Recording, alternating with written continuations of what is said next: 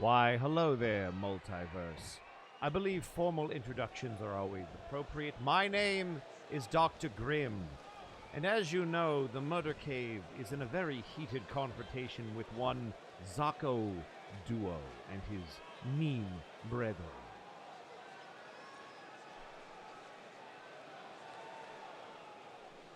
Now tonight, all of you were expecting a very special matchup between R. Sawyer and Grizzly Adams, but the Murdercave has decided that should happen next week. Grizzly needs a week to prepare for R. Sawyer, to scout him out, and we've given him a tremendous opportunity to do so here tonight.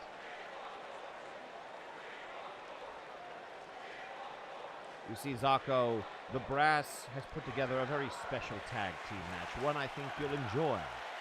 You like to call me your family, your row bro is your best friend in the world. Well, tonight, you get to team with your row bro one more time against the team of Chaz Lee and the All-Father Archive. And of course, bring Malice to make sure Grizzly does nothing wrong. We're simply going to be scouting you out, figuring out the weak points of both of you, because after Grizzly kicks R. Sawyer's head clean off his shoulders, I can assure you, one of us will rip that championship from around your waist and put it around ours.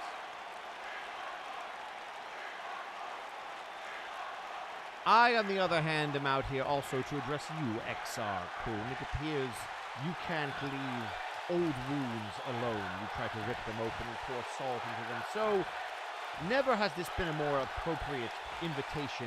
How about next week we do a little pick your poison? Seeing as how your eye is all healed up, I have a special opponent in mind if you accept.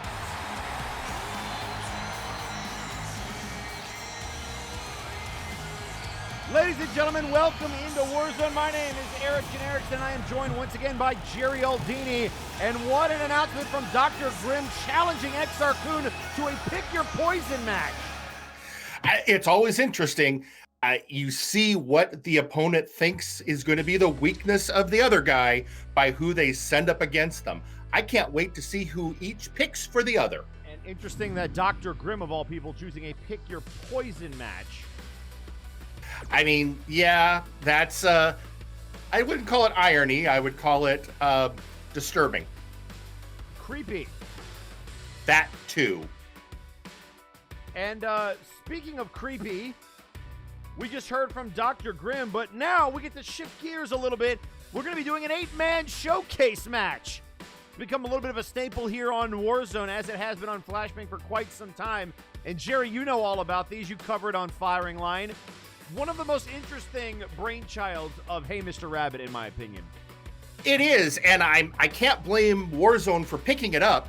It's a great format because it gives a chance for people to show what they're made of, gets an idea of getting a boost, and we see great things coming from it. Last week, we ended up with that great match between Sergeant Major Payne and Beowulf that started out from the events of a showcase match. And here, a blockbuster announcement from Dr. Grimm. The Undisputed Future will team up one more time to go 2-on-2 with the All-Father and Chaz Lee of the Murdercave. That is going to be a heck of a match. It is. Must be nice to have the brass's ear. Yeah, that's unfortunately something that happens a lot around here. Well, you know, it is what it is. And by the by, I have great faith in the Row Bros to bring it to the Murdercave. I feel that Zako and Sawyer are very motivated. Motivated, I think, is an understatement for what they are. But we have a long way to go before we get there. Let's send it down to the ring for this showcase match.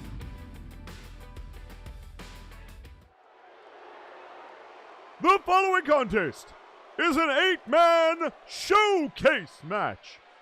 Introducing first,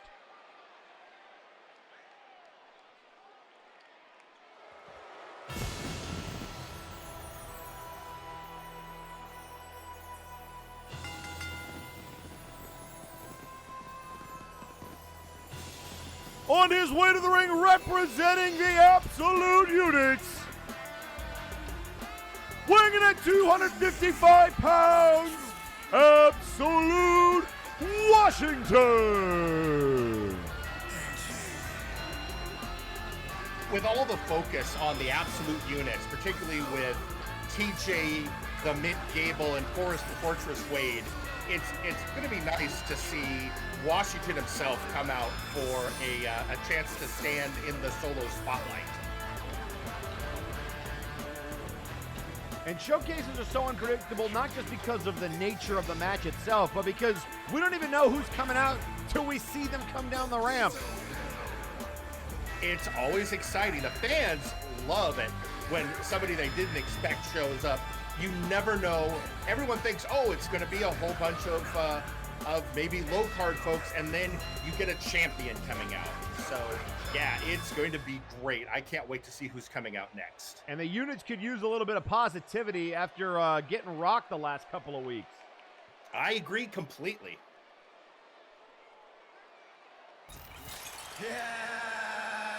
Well, I said it wasn't going to be creepy. I was a little wrong. And introducing second, weighing in at 215 pounds, he is your driving instructor, registered. And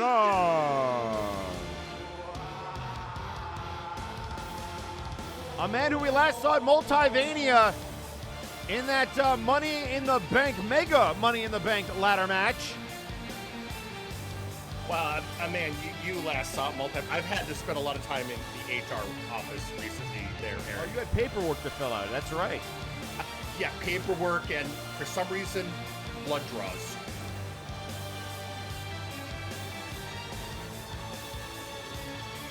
But it's fine. It's fine. I mean, Add-on's a professional. I suppose that's true. I don't know what he's a professional of. Yeah. I don't even know how he got control of HR, to be honest. From my understanding, there was literally no one doing it, and he just moved into the office. Is that how it works? Apparently, that's how it works here. Man, that must be nice.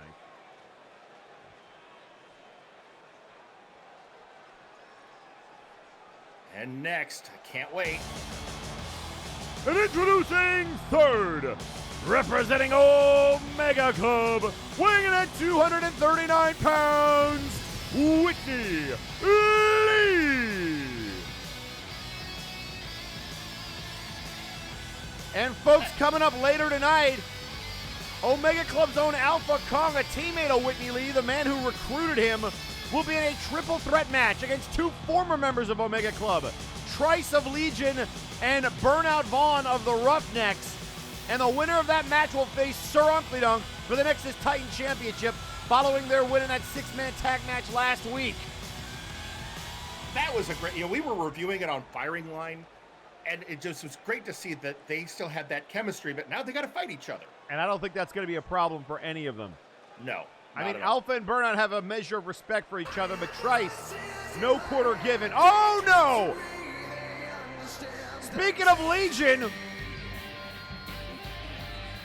and introducing fourth, representing Legion, weighing in at 242 pounds, Kane! The man of 8,602 moves. It's a very specific number. A very specific number. Also, former teammate of Whitney. I mean, yeah, for a brief period of time. And that was, I thought he'd come in to be a mentor to them, and it seemed to be going fine, then all of a sudden he joined Legion. I mean, Kane has felt like he has been underappreciated and disrespected for a long time, which is the whole premise behind Legion. But he had a huge opportunity at Multivania to try to win the Big Group Championship. Was also in that match with Mega Blitz X, and Legion and Omega Club have had their problems in recent weeks, leading up to, during, and now post-Multivania.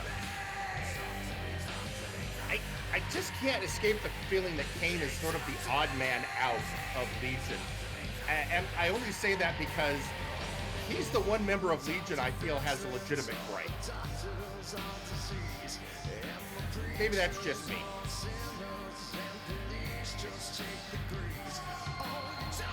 Well, I can't say that I am surprised that Kane is in this matchup. I also can't say that I'm surprised that Omega Club is in this matchup. A lot of prestige can go with showcase matches. We've seen that over on Flashbang to the point there's literally a bragging rights title that goes along with it now.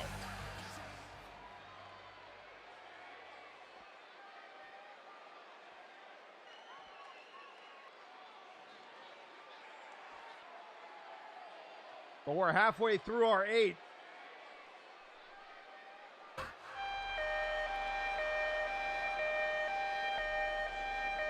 Oh, you're kidding me. Nope. Oh, boy. Oh, boy. Nope. Throwback time. And introducing 5th. Representing the Three Kings. Weighing in at 233 pounds. From London, England, he is the Mad Lad of London, Ginger Boy. As a former member of the Flashbang roster, Ginger Boy knows his way around a showcase match. He certainly does. And has shown he's pretty good at them. That once he gets either the Mad Lad lock or the London Dungeon on you, it's game over, and that's not even including the Mad Lad Roundhouse, which he's put plenty of people down with. Multiple maneuvers that he can end a match with.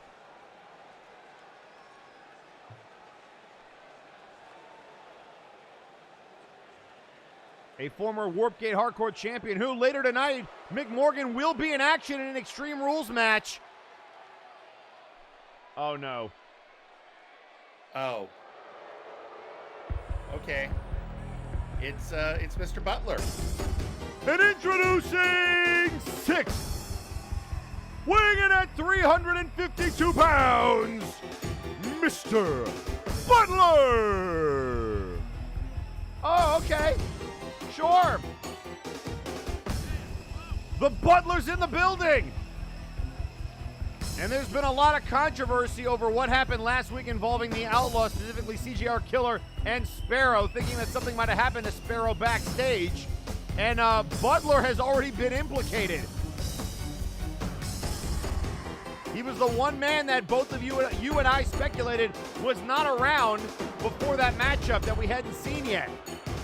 We hadn't seen him at all that night, and but every time we kept speculating, I kept getting tweets about cease and desist orders, but I'll wait till I actually get one. I have a good lawyer. I'm just going to say that right now.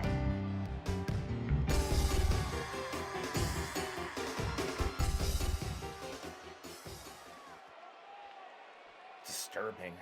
He is a creepy individual. We understand that there is an investigation going on into what exactly happened. Oh, and wouldn't you know it? And introducing 7th, weighing in at 265 pounds, Papusa P.I. Well, the man who does most of the investigations on Warzone, I dare say probably all the investigations on Warzone, the one-man private investigator, Papusa Monkey. He solved his last mystery, who was the mystery attacker, and we saw how that ended up. We've also seen some collaboration between Papusa, APS, and the Omni Geek. Seeing a little bit of overlap in their previous investigations. The Outlaws seem to be at the heart of a lot of these controversies. Funny that, how a group called the Outlaws would be involved in underhanded dealings. Well, we got one more to go. Who's it going to be? And introducing 8th, weighing in at 255 pounds, Devon.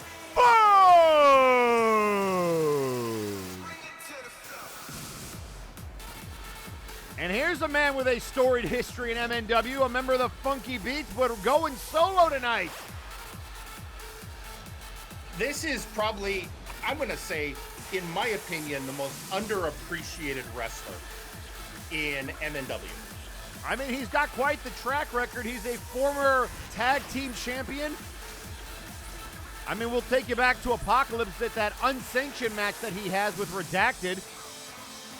He's been around a long time, and he has a lot of accomplishments to his name, and yet somehow, I agree with you, criminally overlooked. And I, for one, would love to see that turn around. And he's in a showcase match. This is a great place to get that trajectory going. Showcase matches are a tremendous launching point. We've seen it used many, many times over on Flashbang for just that reason. But it's not enough just to win a showcase. You got to capitalize afterwards, but the first step is a good showing. No pun intended. That's true. Again, I'm going to go back to last week. I think Beowulf and Sergeant Major Payne took advantage of their showcase match. Oh, they sure did. And they put on a hell of a match last week. It was incredible. And here we go. And Whitney Lee, a springboard to Mr. Butler to start us off. Defunk squaring off with Papusa. It's Kane and Anon. Absolute Washington and Ginger Boy. I'm impressed. Whitney Lee is really, Butler is a scary individual. Oh, and maybe I spoke too soon. Getting slammed down by the Butler. And I feel like this is the kind of match that Mr. Butler loves. It is complete chaos. It is elimination style. 7 pinfalls or submissions will occur. Falls count anywhere. And it's just how many people can you put down? Well, and also no DQ. So, yeah. And tweeting out on social media already, Aldini, shut your mouth or I'll come and shut it for you. Don't you dare besmirch our name. Tweets out Theron Eldrazi. You think somebody who's been suspended from one show for infractions would be a little circumspect, but let's consider who we're talking about. Yeah, no kidding. And he'll actually be in singles competition against Vinsmoke Sanji later tonight. And you talk about a grudge match. Vinsmoke feels like they screwed him out of his heavyweight title. Theron was the mystery attacker and appeared on the stage when Vin lost the belt. Right. Again, I got to side with Vin here. I think he's got a legitimate complaint. All right, now, boy, Kane and Anon have been they've beaten the crap out of each other. And now Kane's saying, come on, bring it, Anon. I dare you. I was going to say, just about everyone else has changed partners. And now look out here. Washington sits him down. Going sky high. Man, And now Texas Cloverleaf time, turning Kane over. Oh. But able to break out of it. 8,602 moves. That means you're going to know how to break out of a lot of them. That's true. And look at Kane. Kane has been very aggressive in this matchup.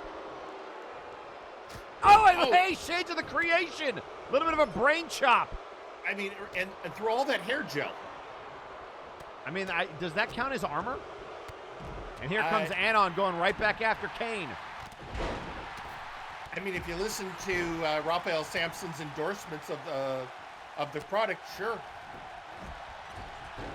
I'll tell you what, there's nothing quite as powerful as rigor mortis, though. The PM Ghost, I think, the rigor mortis hair.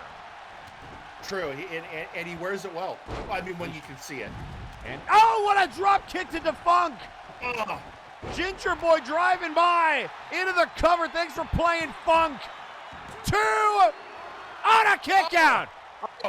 Whoa, that was a breath away from the funky one being out of the match. Yeah, but he's in trouble now. We were talking about it earlier, the Mad Lad lock. But Defunk breaks out of it again. Yeah, meanwhile, outside, Papusa and Mr. Butler finally match up. And you know what? Papusa probably investigating what happened to Sparrow. Mr. Butler would love to put an end to that investigation. And then Anon getting involved. Okay, well, it's no matter what, it's still a match. And now Ginger Boy showing no regard. Feet on the ropes. That's perfectly legal in a showcase and a kick out. And an elbow to Papusa. Defunk is refusing to go down, but Ginger Boy is determined. Like we said, he's got the most showcase experience of anyone in there right now. And the bloody ending to Papusa. Butler tag teaming with Anon. And Defunk broke it up. Interesting strategy. Belly to belly on Papusa. Still no eliminations in this showcase. It could go that way. I mean, we've seen showcases go anywhere from 20 minutes to, I believe the record is 45. Well, this could be it. It's the time for the wiggle. Oh, and Papoose again breaking out of that one. Oh, what's the Funk setting up for? Whatever it was. Might have been looking for the Funk U, but not to be. That's one of the challenges in one of these matches with 7 other opponents. If you need a moment to set up, you could find yourself at a disadvantage. Oh, absolutely. Oh, and now look at here. Whitney Lee going for the ride. No, able to punch him right in the head. That mask offering a lot. Oh, what a knee! What a knee from Whitney Lee. All about picking your moments. And now Tequila Sunrise applied to Butler. Butler with nowhere to go. Submission applied to the big man. Just trying to hang in there. And look at the power. I mean, Butler's used to dishing out pain. I suppose that means he knows how to take it. And now absolute Washington Liger Bomb. And now Whitney dropping Butler. 1, 2. Goodbye, Butler. Mr. Butler has been eliminated. So the Ninja eliminates the anime fan and another powerbomb. And now look out here. Kane able to break out of the London dungeon.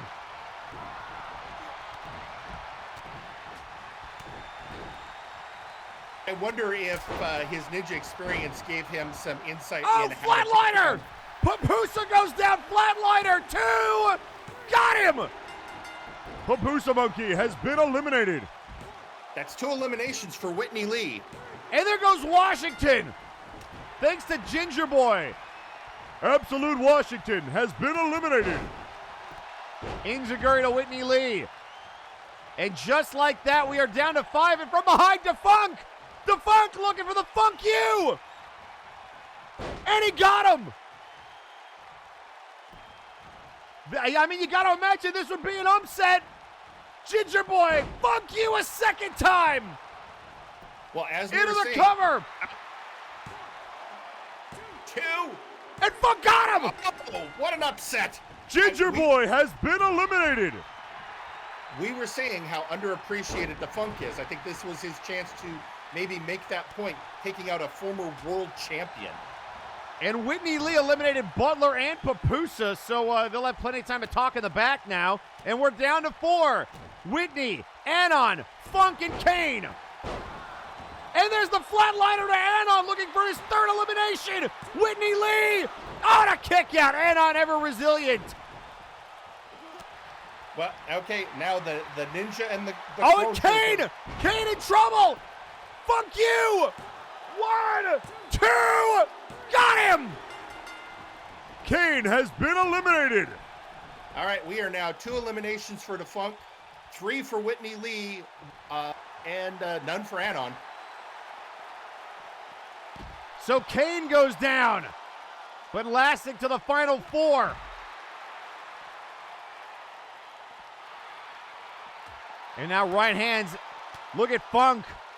Oh, little dance, the split leg. Oh, and Whitney Lee breaks it up, slapping him in the face. And a kick to the face of Anon. I mean, this is a very common occurrence in showcases once you're down to the final 3. Just constantly trading blows, especially they end up outside a lot. What's Anon planning here? Oh, guess just back in the ring. Yep, reversal, and now from behind. Reversal, and now Anon taking advantage. Might have been looking for the bloody end, but interrupted there by Defunk. Oh, what a clothesline! Anon both of them seemed focused on Whitney Lee, but now Defunk going, well, you too. Yeah, why don't you head to the outside? Now just sort of, it's not really a dab, he's more of a wiggle on him. I mean, Defunk is the master of the wiggle, so that's not surprising. And now Whitney going after Defunk. Clothesline moved out of the way. That was that veteran experience. And now what is this? Uh-oh. Oh, he's doing some squats. And now snapping the ankle against the leg. Getting him set up, but here comes Anon. And Defunct saw him coming. Reversal. Side headlock. Sweeps the leg. I mean, that's one of the most important things you can have in a match like this, is keeping your head on a swivel. And now a right hand. Everyone is. Look out here. Oh, Bloody Mary. And Defunct wisely rolling out of the ring, and that lets Anon focus on Whitney Lee. Face first into the canvas. Stomp to the back of the head.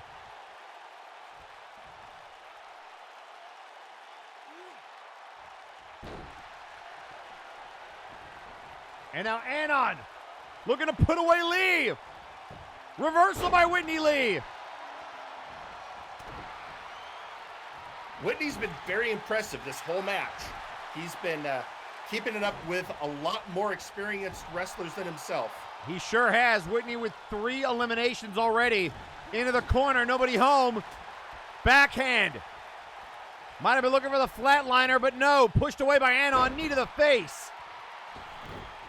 And now rolling to the outside, back into the ring. A little bit of misdirection. Anon, not fooled, the veteran. Looking for a vertical suplex. And a reversal by Lee. Anon just can't get any momentum against this ninja. No, he is quick. Into the corner. And now Defunct and Lee working together. Oh, and a right hand. Funk got him out of nowhere. Defunct out of nowhere. The Funk you. 1, 2. Oh, and he kicked out. Oh, the booty. Booty shot. All right. And now look out here, Anon with a reversal. Oh. Oh, and look out. Look out. Defunct in some trouble. And down he goes. Into the cover. 1, 2. And he got him. Defunct has been eliminated. I mean, good job, Defunct. That was an impressive showing, but now it's down to, well, it's the ninja and the driving instructor. Anon with his first elimination, and now looking to put away Lee. He tried to do this before, and Lee again reverses. Oh, what a kick! Lee has just had Anon's number this entire match. And that doesn't bode well with these two being the last in the ring.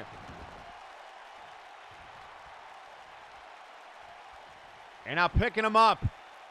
Side headlock. Bringing him towards the ropes. Sending off the ropes. Oh, and there's a reversal. Right hand. And he drops him, Bloody Mary. And now maybe looking for the bloody ending. He's got him up.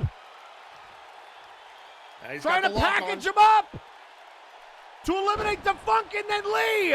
Oh, and he kicked out. Again, Lee had him well scouted.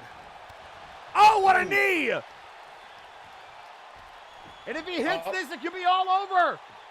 One more flatliner for Anon. And he reversed it again. What is this match? I can't believe it. And now sent into the ropes, no, into the corner. Anon turning him around. And now putting him all the way to the top. Tree of Woe position. Oh, and just stomping him right in the throat.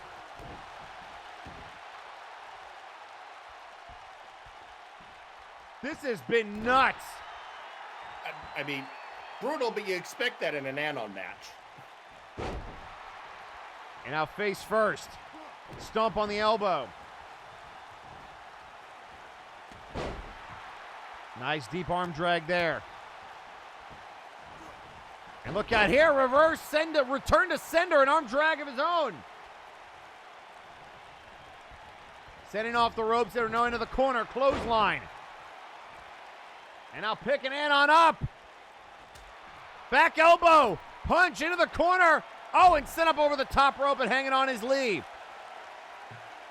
And brought back in the hard way. Into the cover. 1, 2, and a kick out. Anon asking himself, what the heck do I have to do? Oh, what an uppercut! And even Anon saying, hang on a second. Look at the blood on the hands, the knuckles. I mean, this has been a brutal match. Some would say that's how Anon likes it, but all right. I don't necessarily disagree with you. And there's a clothesline. Oh, and a flatliner! Flatliner again, Anon is down! 1, 2, and a kick out at 2! Oh my God. All right. I cannot believe this. Remember how I said some of these matches can go long? Oh, yeah. And now Lee chopping him to the corner. Sending him to the outside. Lee's tried everything, so now he's going to fly. Tope! No, it's a tilt-a-whirl DDT. Tornado DDT through the middle rope. What is happening? I think Whitney Lee realizes this is his golden opportunity. And now off the ring post. Ugh.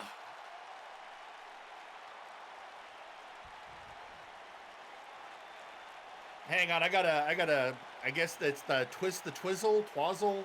Oh, yeah, sometimes you got to twist it.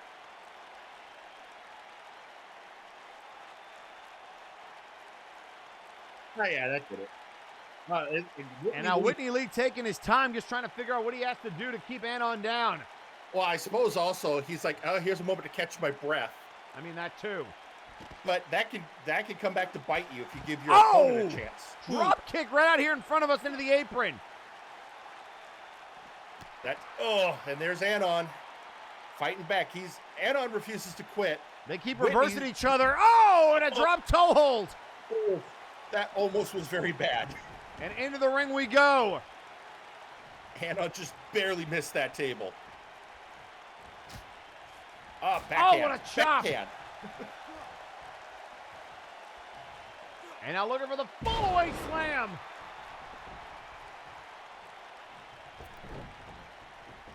And now rolling out of the way, and here we go again.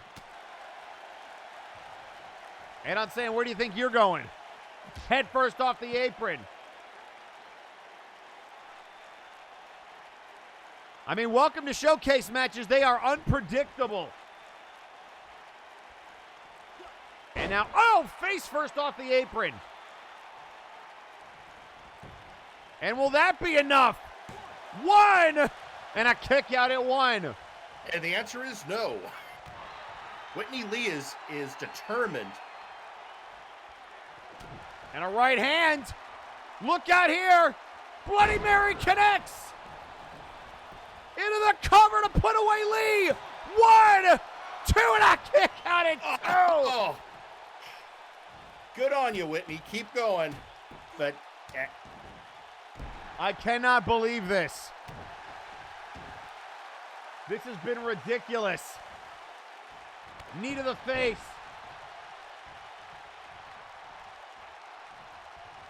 And now raking the nails across the back of Lee.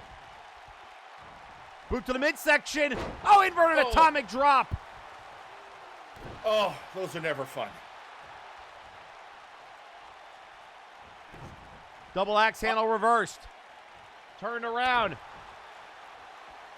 And now chucking Anon. Picking him up. Forearm shot. Rocking him. Oh, and now here it is. Flatliner again. Is that good? Oh, no, I guess no. Whitney's not. Whitney's not done. All right. And now into the cover. 2. And a kick out of 2. What is it going to take? Will this be enough? Whitney, another flatliner. Down goes Anon. Into the cover. 1, 2, 3. Good grief. Oh, man. 4 eliminations.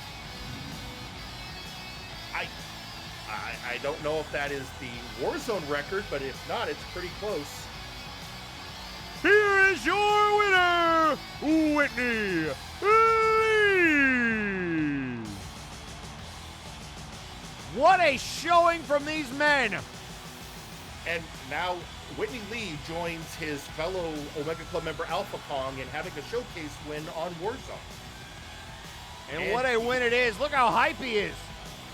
As Willie should be. He is now the 9th Warzone wrestler to claim a showcase victory. We're still waiting for that elusive second showcase win, but it's new for Warzone. You're going to get there, someone.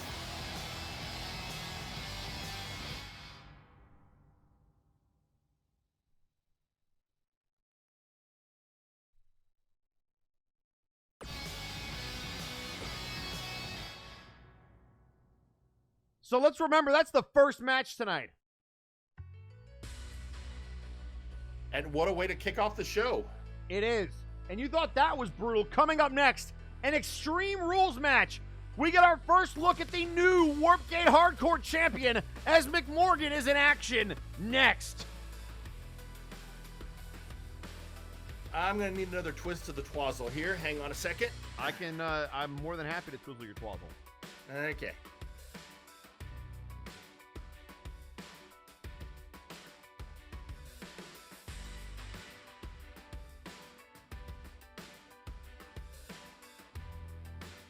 There we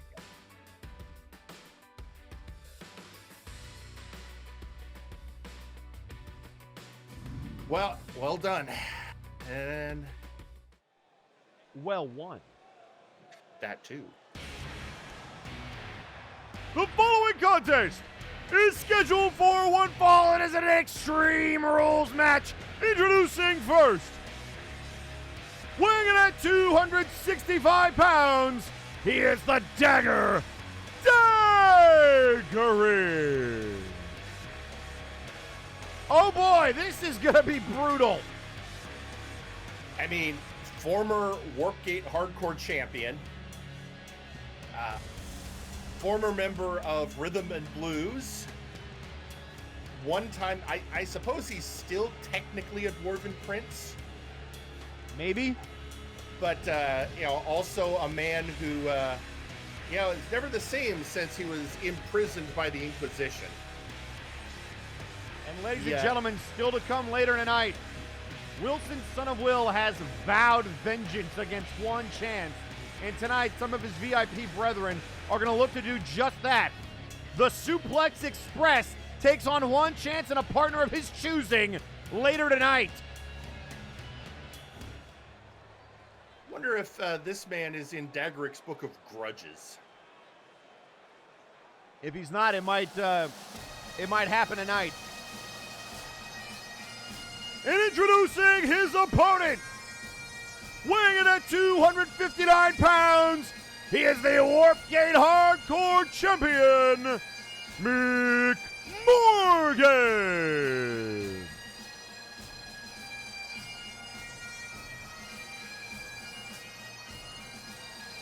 And he's already talking trash. That's standard. McMorgan is a man who's been through a lot. One of the bloodiest beatings we ever saw on Warzone happened to this man. He has gone through a lot of adversity. Now he gets to hold some glory in the form of that Warpgate Hardcore Championship. And what a great feeling it's got to be for McMorgan, not only to win his first championship, but I feel like the Hardcore Championship has a special meaning to him. He's always been a brawler. He's always won dirty, not in terms of cheating, but just ugly. Brawling it out, rock'em sock'em robots, if you know what I'm saying. He is not a finesse wrestler. No.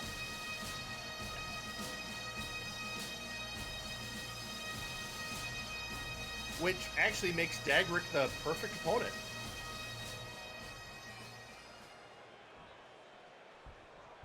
So here we go. It's the Dagger. And the Scotsman. Oh, and he's just stomped him right out of the gate. Talk about classic Dagarik.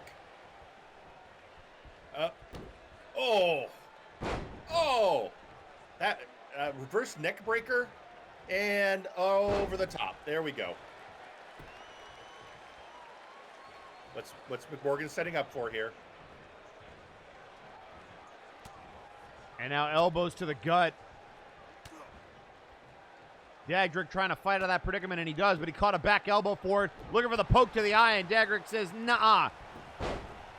And remember the classic that Dagarik had with XR Kun last year. It was up for a Nexi award, a 40-plus minute classic. Oh, and there's a back body drop. Yeah, I'm sure Dagarik would like to put on a show like that again. And another stomp to the chest. Oh, playing possum, the roll-up. 1, 2, and a kick out at 2. Good attempt there, McMorgan. Good attempt. But this is one of the most experienced wrestlers on the Warzone roster. And a kick. That might have been a little below the belt, but it's all legal here. You know, I think Dagarik didn't necessarily care about that nomination. He just wants to punch someone. Yeah, and he wants to do it for as long as he can.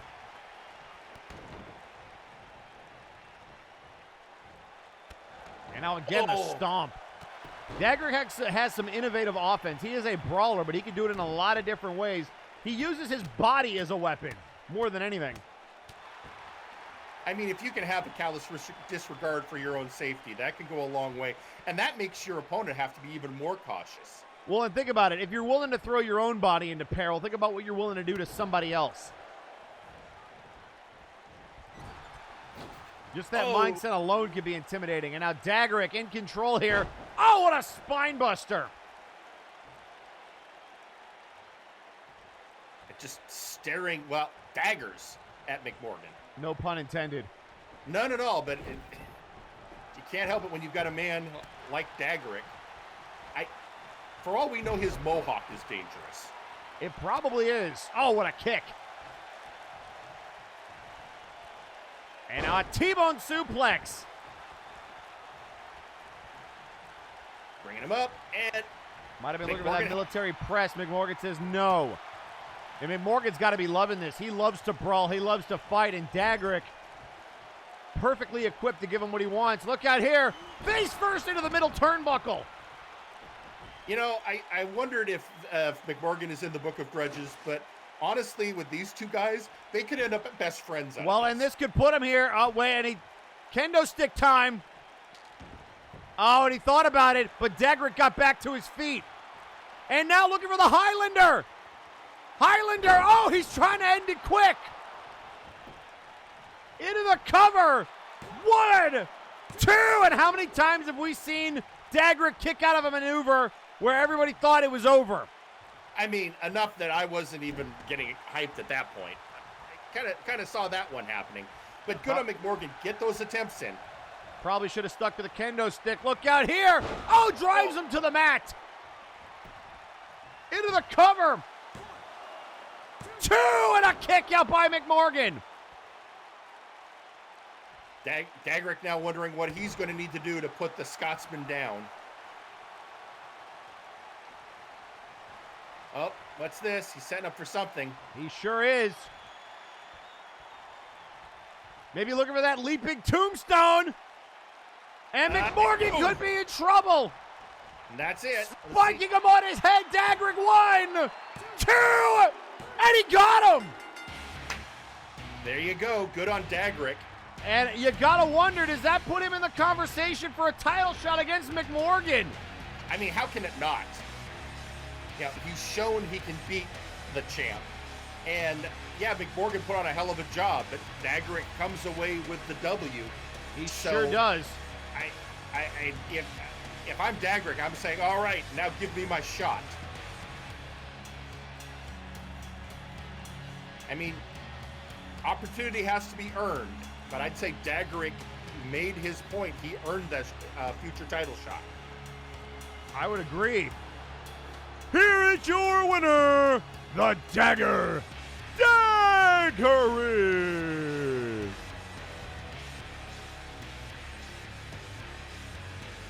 very angry man. He absolutely is, and has been for a long time. I wonder what he does in his downtime. I have no idea. I don't want to go to the racial stereotypes. I mean, I'm sure there's more than just digging holes.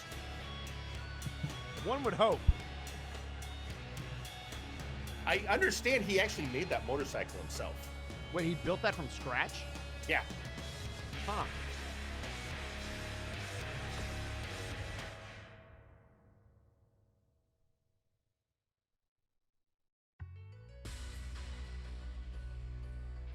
And ladies and gentlemen, tweeting out on social media, McMorgan saying, quote, "I like this lad, proper git." And Burnout Vaughn saying, HR would like to remind all wrestlers to file their move names for the sake of our announce team, as well as for the Multiverse trademark purposes. Interesting. I mean, well, thank you, HR. I don't disagree. I don't disagree either. And ladies and gentlemen, coming up next, we are going to hear from Mr. Money in the Bank, Semjax. Be honest, I'm looking forward to this.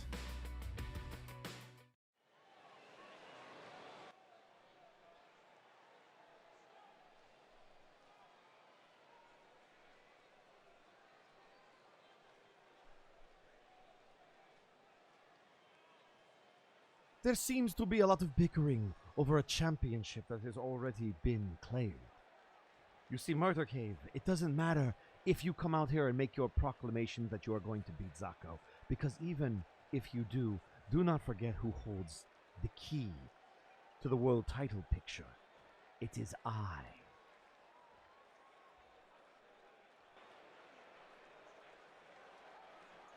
But I am not the only one who is going to bring championship gold back to the bloodline. You see, Conquest Bloodline has been living up to the name Conquest. Because we have done so many things these past few weeks. Like winning a #1 contendership at Multivania. And now the Toxic Wastelanders get to be champions for one more week. Because next week, Lady Boots and Carnival are going to rip those titles from your waist. Lady Boots will make history as the first female champion in MNW. But tonight, Gorewheel, you have been selected for a very unique opportunity. You see, tonight, Gorewheel, you get to go one-on-one with a man who needs to blow off a lot of steam.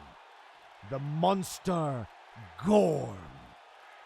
And we will all be watching very, very carefully. Hopefully he doesn't rough you up too bad.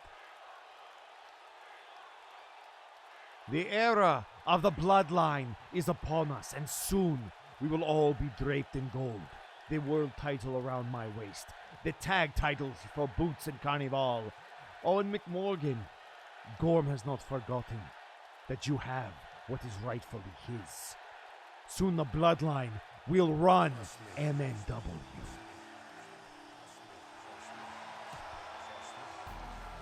Well, that's a proclamation.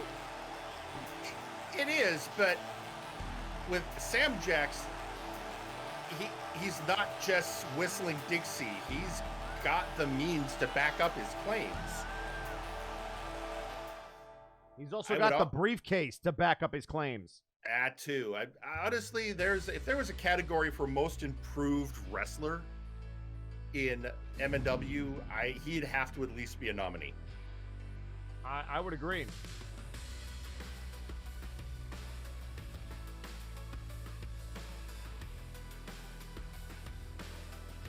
And ladies and gentlemen, coming up next, we are going to hear from Wilson, son of Will. All right. I know.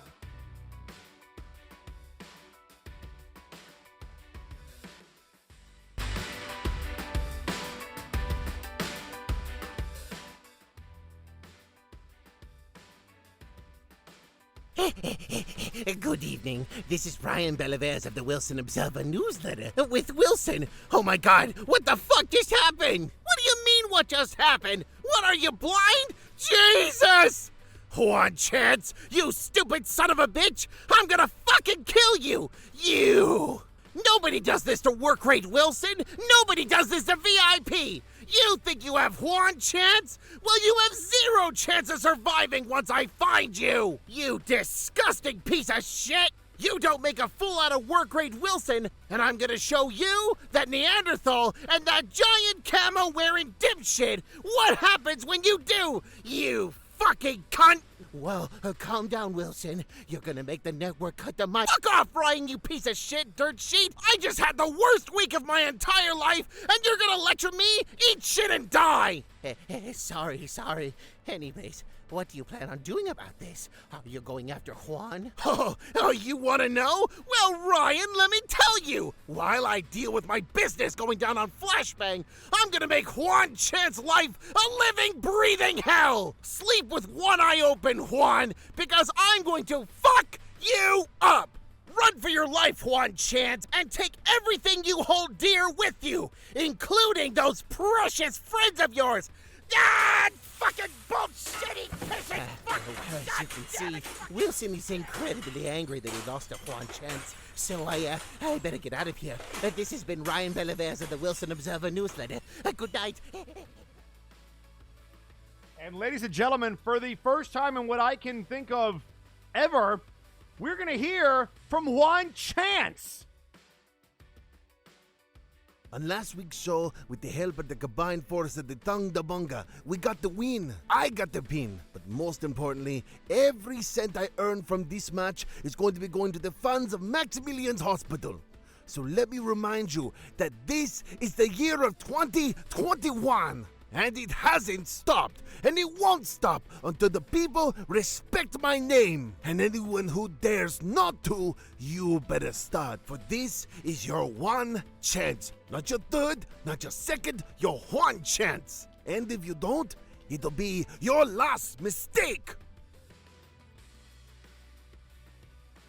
And ladies and gentlemen, Juan needs to find a partner because he takes on the Suplex Express. Suplex Sam and the Beef. Next!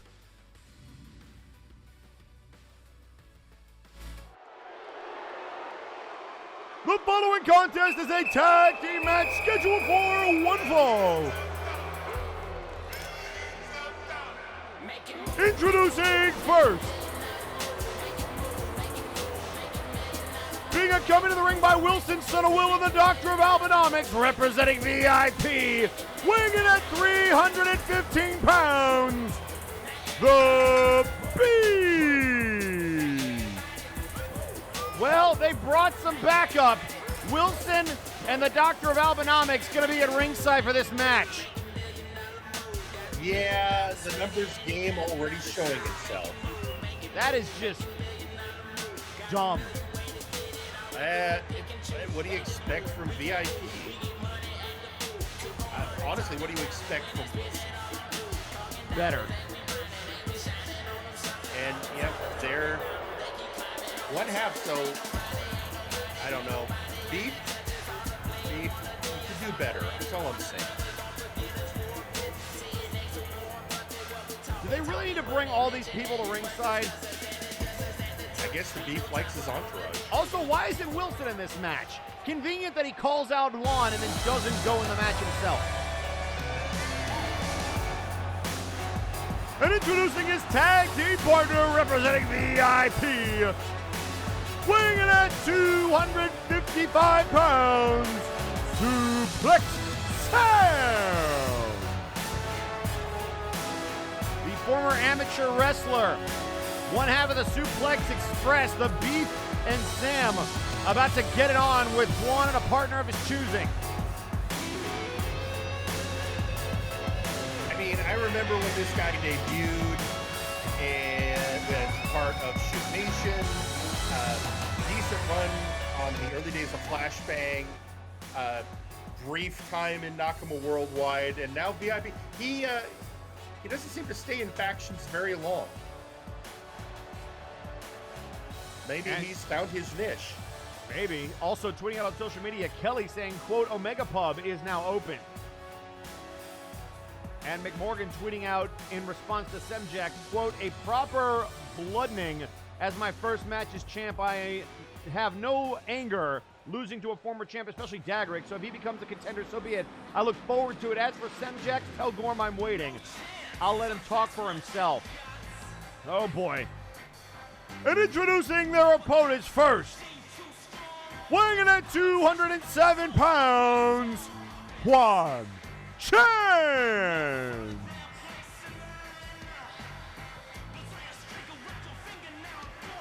And also tweeting out on social media, Burnout Vaughn saying, I actually have a reason to like Wilson now. Someone has flamer evidence to check the temperature in hell. I'm going to go the other direction. I'm actually gaining a new appreciation for Juan Chance. I don't know what to feel. Fair.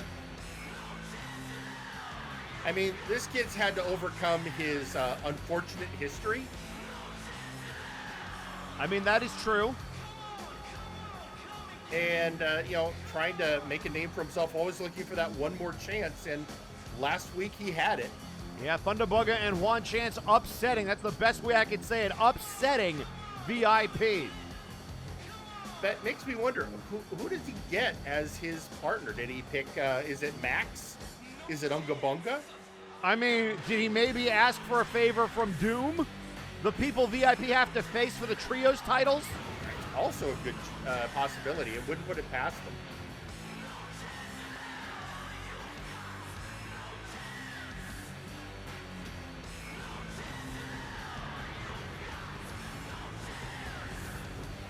Guess we'll know in a moment.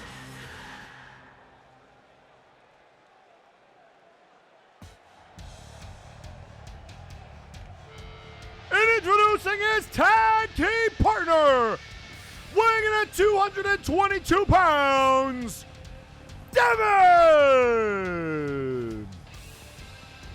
Here we go. Well, this is both the last person I would have thought and yet makes perfect sense. It sure is. And somebody who knows exactly how to deal with Suplex Sam, his former tag partner. Now, it's interesting because of the history here. Devon was the first person ever pinned by One Chance. Yeah, that is true. And Devon is also the former member of Shoot Nation, used to tag with Suplex Sam. So I guess we know where he decided. It's like, good on the kid and a healthy dose of screw you, Sam. Because Sam pretty much just dumped him like a hot potato when Trashman Jones went, screw you guys, you're out of Knockable Worldwide. Yeah, no, it makes sense.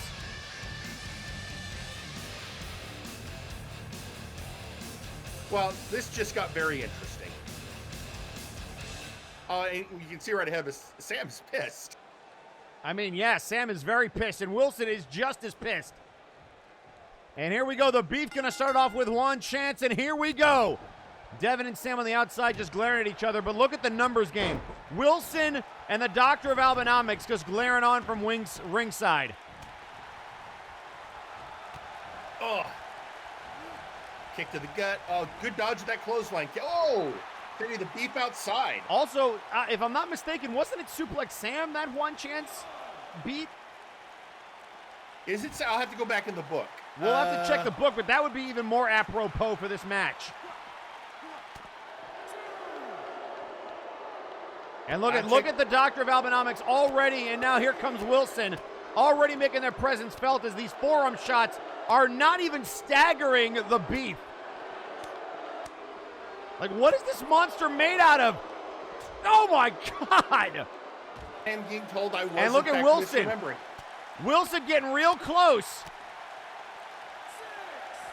Wilson, what are you planning there, boy? Easy now. This is not no disqualification. Yeah, it turns out I was wrong. It was Suplex Sam. So yeah, this is actually Devon giving an added FU to his former tag partner. Yep. And now tag made to Devon. Oh my God, what is this? Hurricane Rana and a power bomb from Devon. Right in the shin.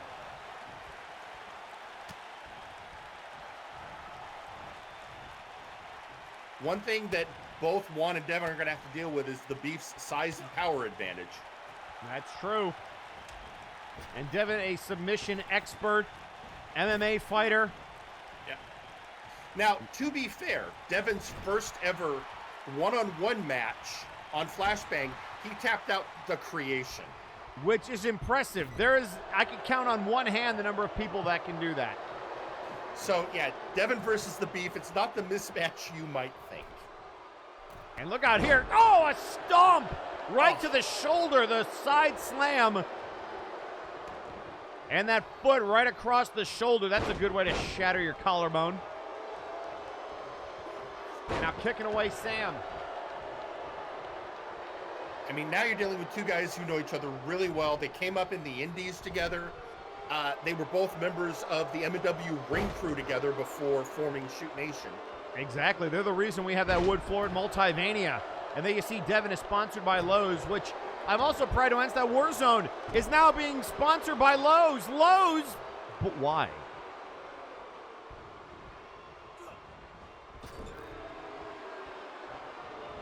And now looking to tag the Beef. Devon says no.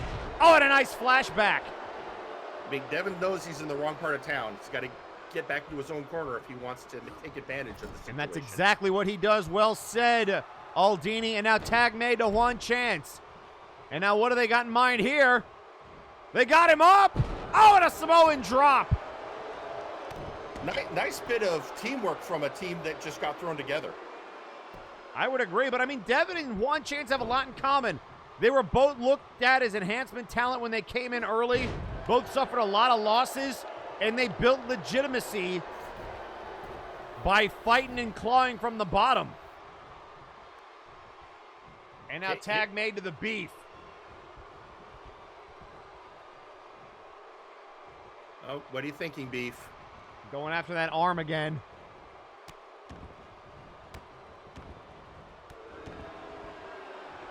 I mean, that's always a solid strategy. Oh, and jawbreaker. All right. And now into the corner.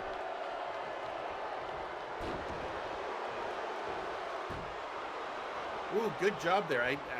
Maybe Devon gave Juan some advice on how to take on a bigger opponent. Yep, trying to go for the tag there to Devon. Oh, and got caught. Luther's press.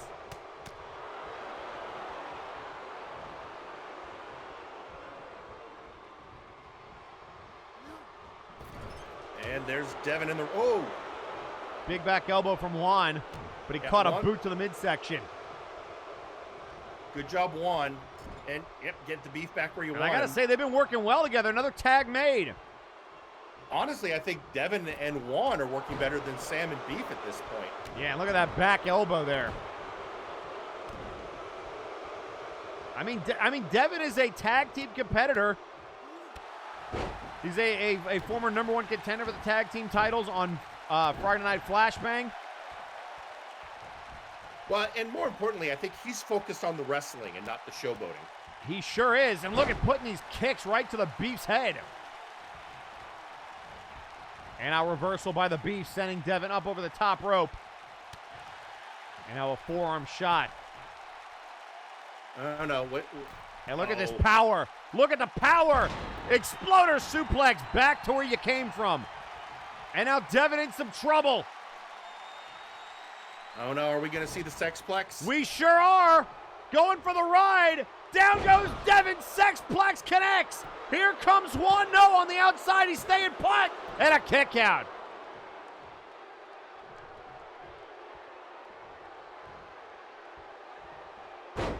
Oh.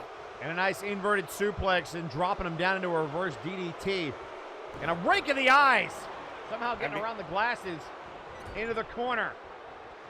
Turning the big man around. And now look at these boxing-like shots, just pummeling the Beef. There's that MMA background.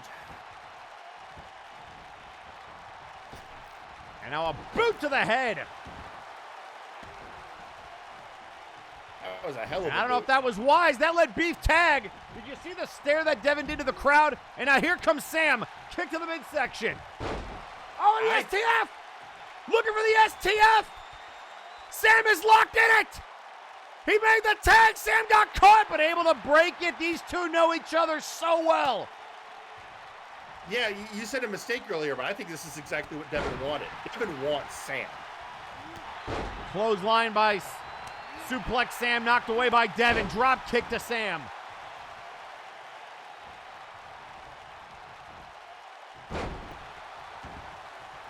And now into the cover, trying to keep down Devon. And look at Wilson. Look at the glare on Wilson's face, looking right at Juan Chance. I mean, he hasn't broken that since the match began. No, he certainly hasn't. And now Juan looking for a tag.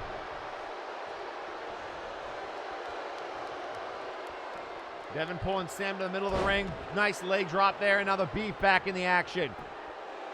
Cover here off the leg drop, kick out by Sam. And a kick right to the back.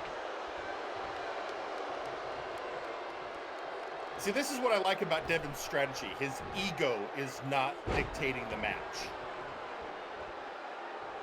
He knows that it has to be a team effort or they're not going to win. It sure does. And ladies and gentlemen, still to come our main event, the Big Oof Open Challenge. Bart Ender challenging anyone in the locker room to a match, and that will be our main event. We still have that triple threat match coming up against Burnout, Alpha Kong, and Trace to see who will take on Sir Uncle Dunk for the Nexus Titan Championship. Gorewheel goes one-on-one with Gorm. And Theron Eldrazi goes one-on-one with Vinsmoke Sanji. But before we get there, we got to finish this off, and now a leg drop to Chance.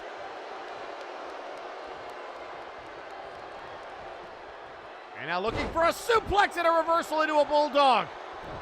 And a tag made to Beef. And here comes the ball. What a boot. And a clothesline ducks it. And now Juan Chance trying to pick up the Beef, and that's no easy task. Down he goes with a vertical suplex. Oh, missed the big boot again. And now Chance. Jab. Oh, and a boot to Beef. A boot to Beef. And there's the sling blade. I think the Beef is busted open. I think he is. Oh, what a terrible moment for my Twizzle to untwazzle. Hang on a second. That is never a good thing. Beef was looking for the sexplex. Juan Chance with good ring awareness pulled himself up by the ropes.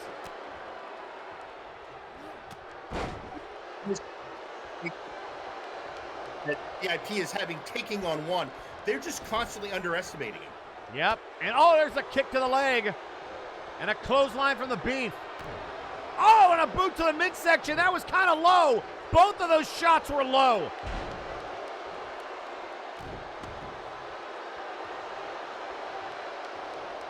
And now Juan sent into the turnbuckle. Back elbow. Snapmare. Off the ropes. Oh, and a drop kick to the head. All right, what are we going to see here? Oh, we're going to see that DDT. The Espada, I believe he calls that.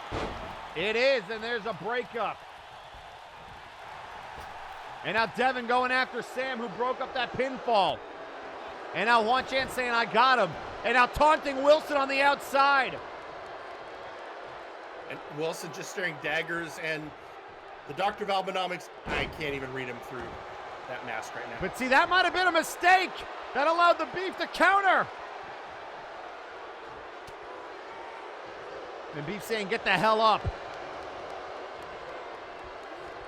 And now sending him over the top rope.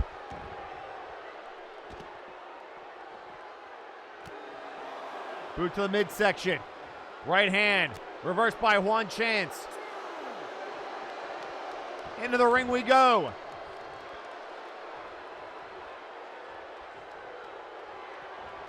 And now look out here. Oh, the face buster.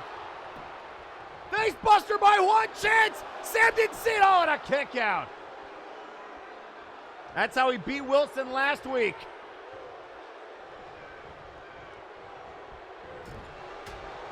And now a back elbow. And once again. Oh, and he got him again. He got him again. 1, 2, and a kick out at 2. I mean, Juan's got this well scouted. Every time Beef gets an offense. Juan seems ready to reverse it. And oh, what a clothesline!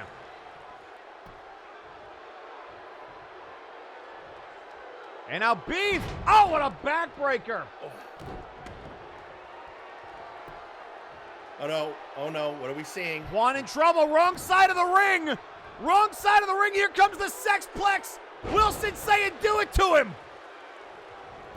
And now into the cover, here comes Sam! 1, 2, and he cuts off Devon, and he got him!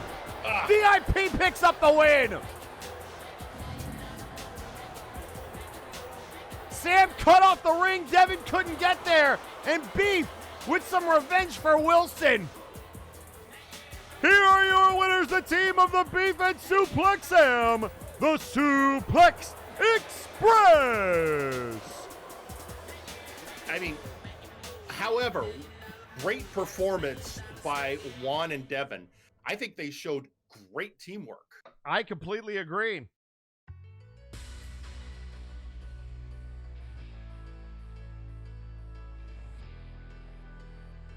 You realize this means that we're going to be hearing nothing but gloating from Wilson like he did something special for the rest of the week.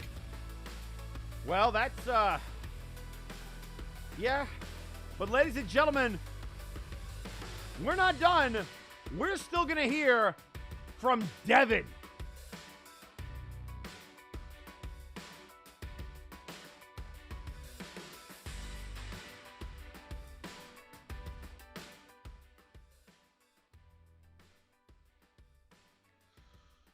Hello, Warzone. Oh, was Multivania sweet? Wasn't it fantastic? Wasn't it everything that you ever wanted? Well, I don't give a crap what you want and what you thought was awesome. What was great was when I pinned Suplex Sam on that 1, 2, 3.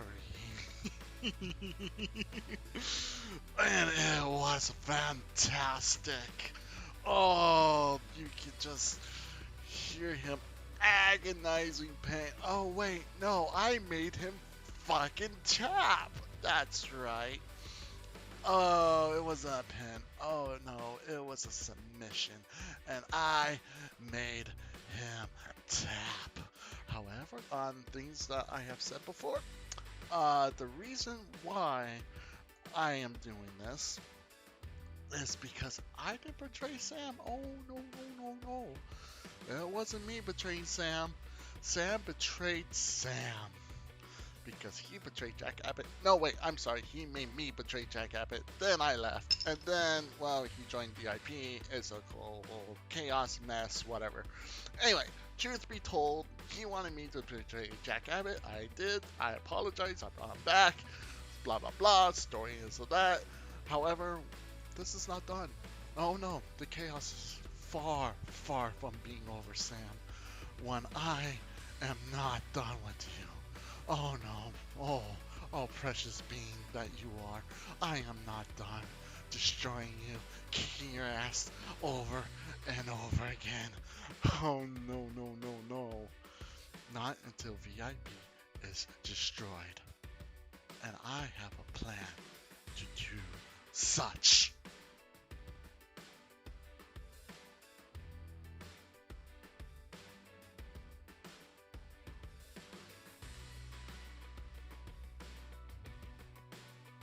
And ladies and gentlemen, coming up next, Vinsmoke Sanji goes one-on-one with Theron Eldrazi, and we're actually going to hear from one of the Outlaws right now.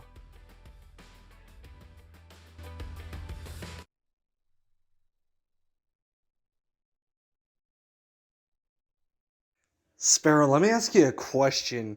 When you were walking down to that ring, how'd you feel? Was the world spinning a little too fast for you? Were you feeling like you might have had a little too much to drink? Like the ground wasn't exactly steady under your feet? Let that be a lesson to you, not to leave your drink around. Yeah, you damned right we did something to him, Eric Genericson. You damned right the Outlaws did. Something was off in that match. And you want to know what it was? It was us proving a point. doing whatever it takes to get the win, being bad men like we originally were before Vinsmoke made us look fucking soft. And now we're back with a vengeance. And now we're back doing whatever it freaking takes. And that includes drugging a man to prove a goddamn point. You see, Sparrow, we didn't give you a chance because you're too good to give a chance. And if you were in our position, you'd have done the same damn thing. You weren't given the option of dead or alive. You were taken dead, not alive. Play for blood, MNW, because we're back and we're in business. Well, Theron Eldrazi with a message for the entire multiverse. The Outlaws are not playing around, and he has a huge opportunity to take out Vinsmoke, who would love to end this little get-together before it gets started again.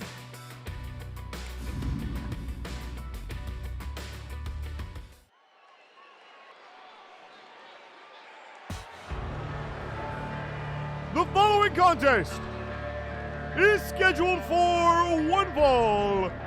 Introducing first, weighing in at 247 pounds, Vinsmoke Sanji.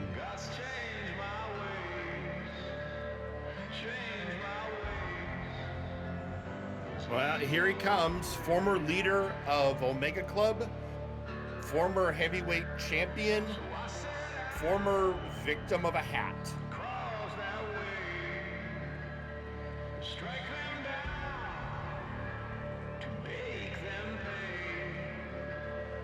And of late, a man feeling like he might be cursed.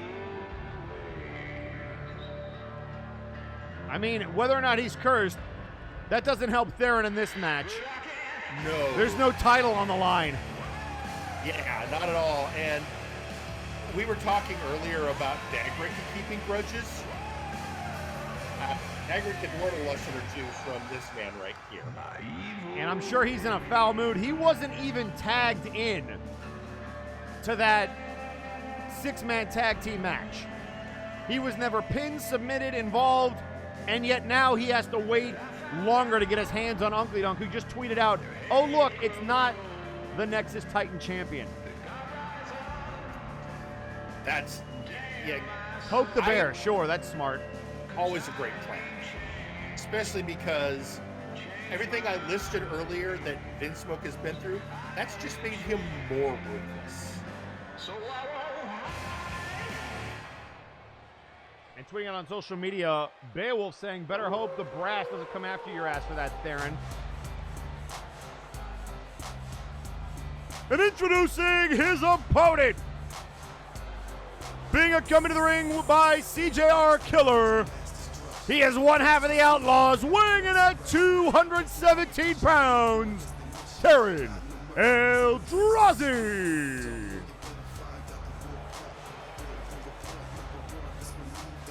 I mean,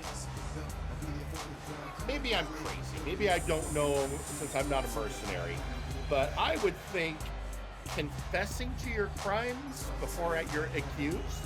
I mean, Papusa was looking into it, and he had his eyes on Mr. Butler, so maybe we'll get an update next week. But, yeah, not very bashful.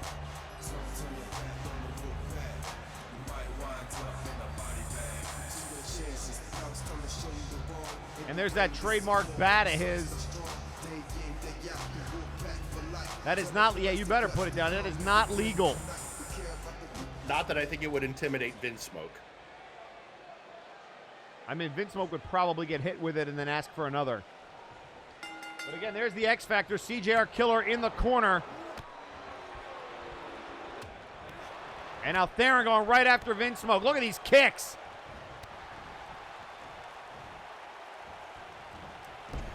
I feel like Theron may feel that his professional pride has been wounded through all of this. Yep. But the Outlaws have been in the center of so much that's been happening in MNW lately. Well, think about it this way. They completely screwed with Flashbang. They stole the mask of DeLuna's father, DeLuna 12, a luchador legend in Mexico. They ran over the Punk Master Ghost with a car. They ran a ghost over with a car. And that doesn't even get into what they were doing here on Warzone. No, drugging Sparrow? And aiding and abetting Chaz Lee by being a stand-in masked man. Not to mention Vinsmoke hired them in his heavyweight title match against Burnout to neutralize the Toxic Wastelanders, or maybe it was the other way around. The Roughnecks coming out as a group because of the Outlaws. I mean, Vin and the Outlaws have a long storied history of a good working relationship, but they got hired out from underneath him by storytellers, I guess, plan to get Chaz Lee the world title. Or maybe it was Chaz's, I don't even know what storyteller's role in all that was. But he and Theron showed up on the ramp, screwed over Vinsmoke, and then all of a sudden Chaz Lee's our world champion. And you know, that's all interesting, but here's a thought. Hey, Outlaws, show some action in the ring. Yeah, and well, we saw it last week, but it was against a competitor at less than 100%. I can promise you, Vinsmoke is ready to go. He is fresh. Yeah, I'm sure he packed in all his food today. Between the drugging of Sparrow and then... Oh, smoking gun! Good night! You know what? Never mind. We're just going to watch this for a second. Smoking gun and now into a firing squad! Right to the jaw! Good night. Thanks for playing, Theron. Oh, come on! CJR Killer up on the rope. There's that X Factor you were talking about. And that allows Theron to get back to his feet with that arm drag. Kick to the head blocked by Vinsmoke. And a crucifix. And a kick to the knee. Headbutt ya. Kick to the leg. Dragon screw by Theron, and now Vinsmoke taking a break. I don't know if it's wise to be taunting this early in the match, though. Or at all. Uh-oh. Right in front of us. Yep, that's never a good sign. And again, in no man's land, because here comes CJ.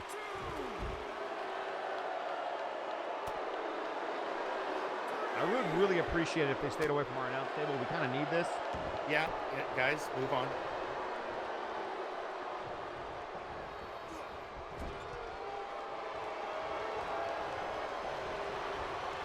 And now a slap to the chest, maybe looking for this drop kick off the springboard, and he got him.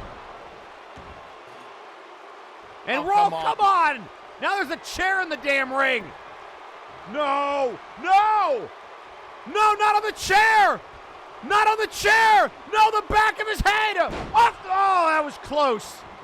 I thought he was gonna do it off the chair. Come on, Vin! I'm sure he intended to, he just missed. 1, 2, and a kick out. CJ didn't quite get that chair there. That was nearly bad news for Vinsmoke. Able to kick out. And now going for it again. On a clothesline. Yeah, Vinsmoke was ready for it this time.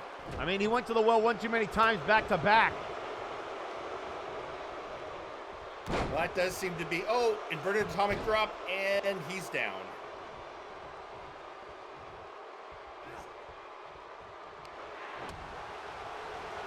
And oh, what a neck breaker. That almost hit that chair again. I'm glad Vin's been able to avoid that so far. And now a step-up drop kick with a nice little flip there. Theron with the speed advantage, but Vinsmoke trying to brawl out of it and now fights back to a vertical base. Graven tweeting out on social media, poisoning is illegal, yet half the Flashbang and Warzone rosters fight with full armor on, spike pads, and other illegal items. I mean, fair point. I've been saying that for a while. And yet the brass says that they're perfectly legal under multiverse rules. They seem to have more of an issue with the supernatural. Oh, and out of the chair! It finally came into no! play. Oh, he just rang his bell. Right off the chair and now going after the arm. This is ridiculous. That is an illegal move. And now trying to end Vinsmoke. He cheated. Come on, ref. No! No! And there's the Serpent's Kiss. Come on, ref. 1, 2, and a kick out. Yeah, at this point, I think Vinsmoke's just too ornery to go down.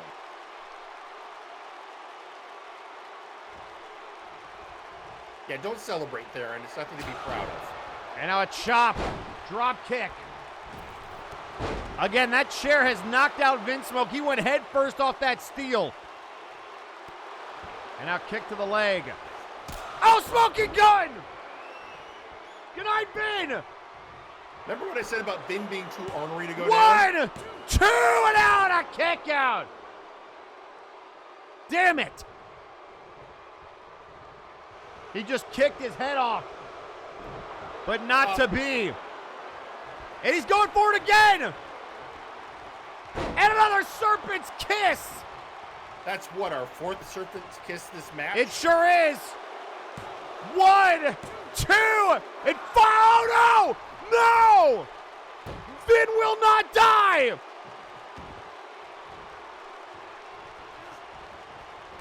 And a clothesline to Theron! And now rolling out of the ring. That's probably the smartest move Theron could have made right then.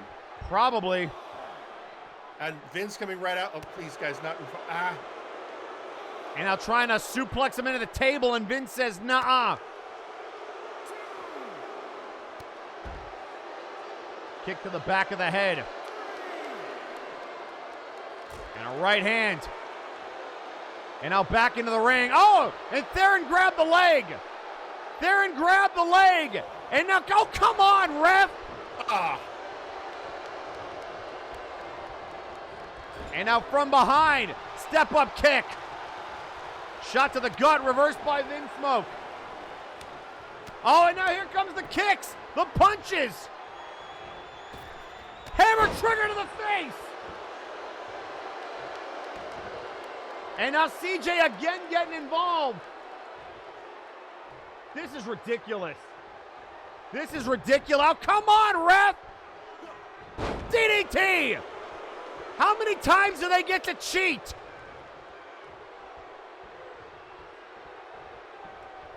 And now into the corner. This is ridiculous. This is ridiculous. And now here comes this drop kick. Springboard. Drop kick. Oh, and his head on the chair. His head hit the chair. Let's get that chair out of the ring. Get it out of the ring. Come on.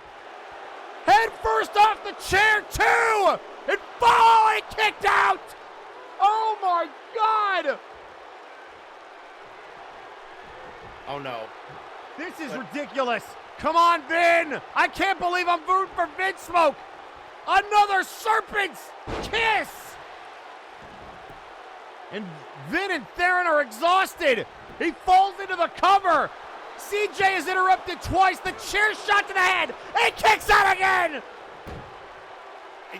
Theron's done 5 Serpent's Kisses. He has to be asking himself, what does it take to get Vinsmoke to stay down? And the answer is, it is maybe not more enough. than you got. It has not been enough. Into the ropes. Vin trying to reverse. Shot to the gut. Shot to the gut. Shot to the gut. Boot to the midsection. And another kick. And a kick to the head.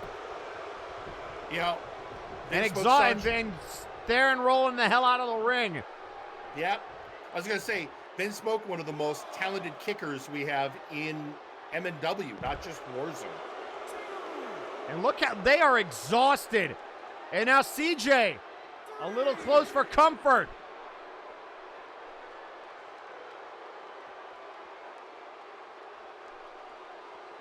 And now a boot to the head. We're up to a count of 4. CJ, Jawbreaker there.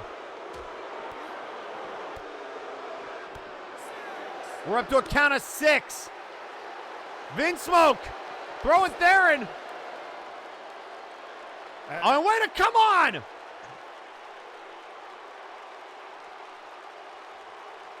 Come on, ref!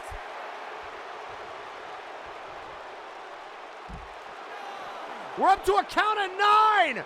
And Vinsmoke does not care! 10, and there's a draw! Vinsmoke did not care! At that point, can you blame him? That match. Oh, and CJ just clotheslined him! Come on. And now the beatdown begins! The Outlaws putting the boots to Vinsmoke! A double countout! Let's face it, winning that match was never their goal. No, it wasn't. And it looked like Vinsmoke realized that he was not going to win fair and square and took matters into his own hands. I mean, good on Vinsmoke. Good on him. You know, don't let these Outlaws get their way, because at this point they've proven it was obvious because of all the interference. If CJR Killer hadn't been at ringside, Vinsmoke would have won that match like early on. I'm livid. I don't blame you. That was ridiculous. And tweeting out on social media, Kelly would like to say, quote, on banned members of Omega Pub, Trashman Jones has 30 days left. Lady Boots is now banned for coming in when the sun goes down. Vinsmoke is under evaluation. Wilson has 1,069 years left. Nice. I mean, that's a very appropriate number. I would agree. And ladies and gentlemen, coming up next, we are going to hear from Ausir Tehran, the leader of VIP. But first, we're going to hear from Maximilian Thunder Thighs.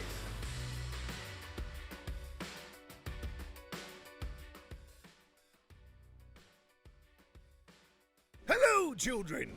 Maximilian Thunder Thighs here. Multivania has come and gone, and there's been a huge shakeup in the locker rooms. And although I'd like to sit here and vent my frustrations against a particular champion of the Nexus Titan, he's busy right now with an entire list of people waiting to kick his gold-plated butt. No, today, I want to talk to you about one of my most recent matches against the #1 contenders for the Trios belt, VIP. For you see, I pulled in a secret weapon, somebody no one was expecting, Juan Chance. Now I know what many of you are thinking. This guy over-edits his promos. I want him to not be here. You think Max should turn He's not wearing enough green. But many more of you were thinking, you're crazy, Max. Juan doesn't have a chance against them. And that's what I was counting on. For you see, we won. All according to Keikaku. Translated out, Keikaku means plan. It was a brilliant stroke of genius, and I totally knew that Juan could do the job. I knew he would win, and I believed in you 100%, Juan. Hello, Max. I'm sorry I didn't get back to your message about fighting VIP in a trios match last week. I hope you found another wrestler, to fight with you. Well, whatever the case, Hunga Bunga, Juan Chance, I am very proud of both of you. And VIP, boy, that title match for the Trios belt sure doesn't look in your favor anymore. Are you sure you're the ones that should be bringing home the Trios belts? Maybe, just maybe, that Trios belt needs a little bit more green on it.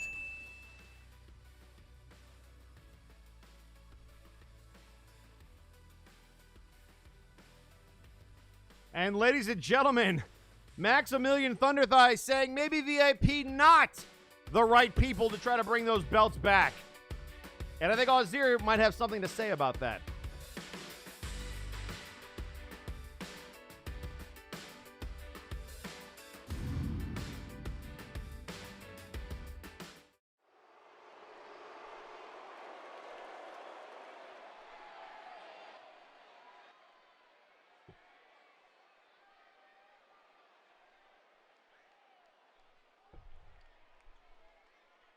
Max. One day you are going to learn that this is not a game for VIP. VIP are the purest wrestlers that this company has to offer. The most technically sound, the best submission wrestlers. VIP is exactly what we say we are.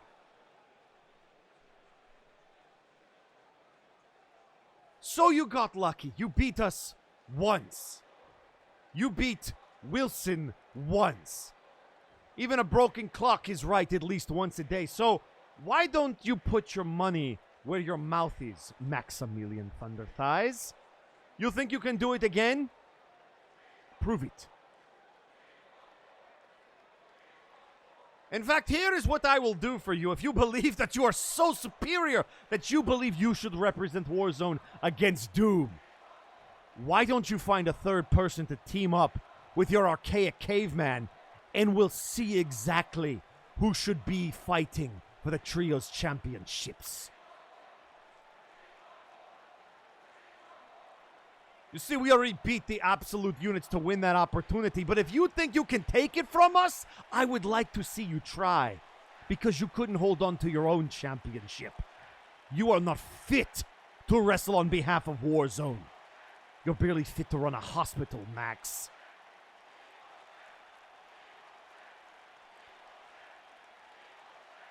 Every time you step in this ring and bungle your way around the ropes, every time I have to listen to Unga Bunga try to put a sentence together, I realize why VIP exists. It is to bring prestige to every title we hold and bring prestige to any show we step foot on. You are a joke. And VIP will be happy to expose you.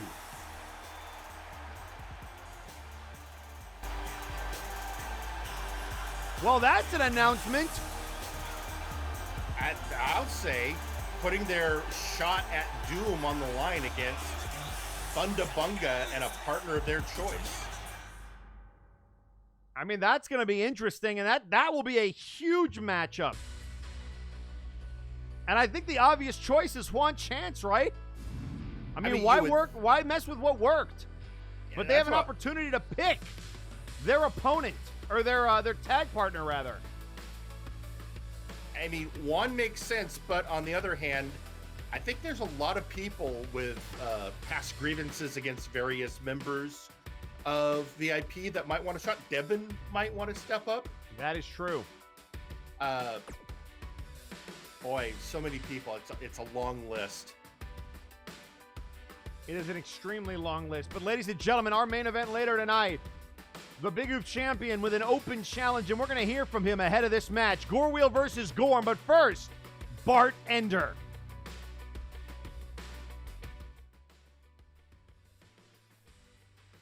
Alright, MNW. Last week, before I had my announcement of the Big Oof Open Bar Challenge, I witnessed one of the most heinous acts I've ever seen. Sparrow, a fierce competitor, not being themselves and absolutely crushed. Not only did it piss me off, but it made me suspicious. So, Sparrow, sorry for the intrusion into your privacy. I went through your gym bag and I grabbed your water bottle. Now, using my expertise in mixology, I analyzed the contents of your water bottle, and surprise, surprise, there was a foreign substance mostly found at anime conventions alongside a very well-read and worn copy of One Piece, Chapter 895. So, those who did this, I swear, you are lower than scum to do this to Sparrow, and you have absolutely no honor. And when they're back to normal, there will be justice. So I've informed the brass of my findings, and I hope they have an answer to this disgusting issue. So, I hope that one of you dirtbags responsible for this are the first to answer my open bar challenge. Hey, Bart. 1 minute to go. Alright, amigo. Alright, well, let's find out who the challenge is, and let's get that tab running. Well, Bart, I think he just gave some revelations about what might have happened. And that is definitely... but then what was the Outlaws part? Did the Outlaws supply whatever was used at Omega Pub? That's a possibility. Papoose is going to have to get on that. Although I will say it's very telling that there was a foreign substance with a very well-read and worn copy of One Piece Chapter 895. That, I think this might be very open and closed for Papusa. This is a good point. I've never watched that anime, so I don't get I've never heard of One Pie. Yeah.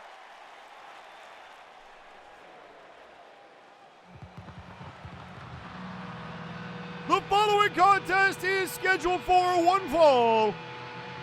Introducing first, being accompanied to the ring by the Revenant. He is one half of the Unified Tag Team Champions, representing the Toxic Wastelanders. Weighing in at 265 pounds, Gorewheel.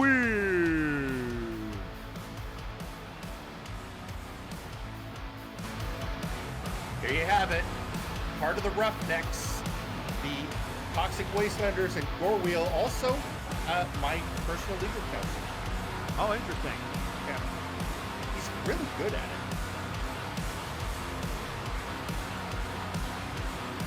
And he has a really great payment plan. Oh, and look at that, laying out the belt, saying, come get it, Gorm. And tweeting out on social media before this match, Gorewheel saying, quote, it's time for the mountain to feel the force of the MotorCon. And introducing his opponent, being accompanied to the ring by the Conquest Bloodline, weighing in at 415 pounds, he is the unstoppable Gorm. And did you see Carnival just march to the ring? Carney wants a piece of Gorewheel. Carnival in boots winning that title shot at Multivania kickoff day 1. And Gorm reminding Carnival it's not My his match. turn. It is my match.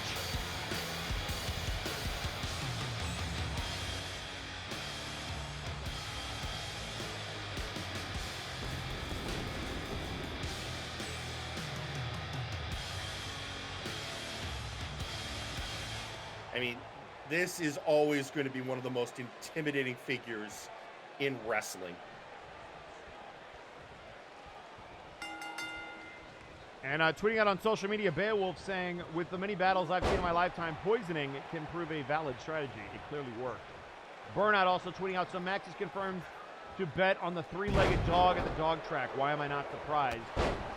Jack Andrews tweeting out, technically sound okay.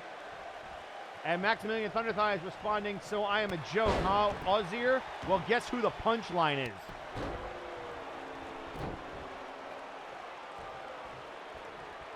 Social media just blowing up. It is. I mean, that's a heck of a challenge laid out by VIP, but right now, we got to focus on the other tag belts that are going to be on the line next week. The Toxic Wastelanders defending against the Conquest Bloodline. And right now, Gorm out there to do some damage to Gorewheel.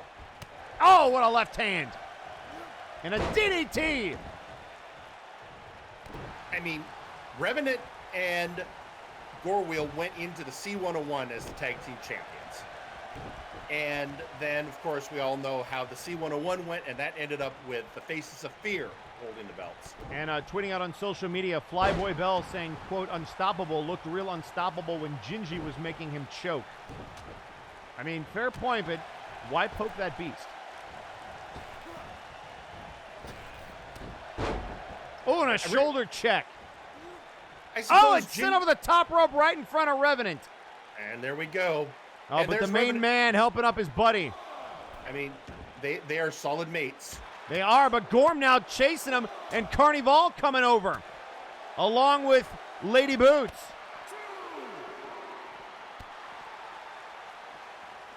Yeah, they're wanting to get a good look because in just a week's time, they're going to get their shot. And that's going to be a heck of a matchup. As Semjax said earlier, this is a chance for Boots and Carney to get some scouting done on Gorewheel. And a right hand. And a DDT to Gorewheel.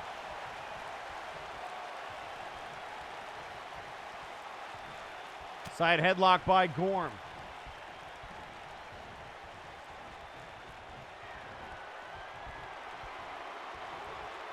Uh-oh. And now, oh, look at these knees. We've seen this before. The unstoppable barrage. Gorm looking for the boot to the head. All the way to the floor. And now look at, he made sure to exit on Revenant's side of the ring, forcing him to move out of the way. Look at Revenant. He cannot touch him. That's just flexing. Yep, Gorm just walking right into his airspace. And now a boot to the midsection. And Conquest Bloodline backing up their man. Numbers game clearly in the favor of Conquest Bloodline. You would think, where's Burnout Vaughn, the third member of the Rednecks? Well, he's getting ready for his match later tonight. And a submission move applied. Gorm going deep into the bag of tricks on Gorewheel. I mean, you don't see him do submission very often. You do not. I mean, he's mostly a striker, as one would expect from a Goliath. And now setting him up on the middle rope. Gorewheel off the ropes and throwing his weight against the back of Gorm. And Gorewheel's got him up. All the way slam. And now come on, Lady Boots. Get down off the egg. You got to be kidding me. We saw this with CJR Killer. This is ridiculous. Oh, and there it is. 1, 2, and he got Gorm. Well, one gory impact later, and Gorewheel I think he's made his point. I sure think he did. The gory impact connects, and that was it. I am sure the Bloodline hoped that he would get tenderized, but they forgot this is the master of the meat wagon. I was going to say, I mean, Gorewheel loves to fight like this, although look at Gorm trying to reach for that rope, and he did not get there. Fingertips away. And tweeting out on social media, Gorewheel saying, "You're next, clown." I really feel Carney Ball is more of a muppet. I don't even know, and I don't want to know. There are some things just best left unknown. That's a good point.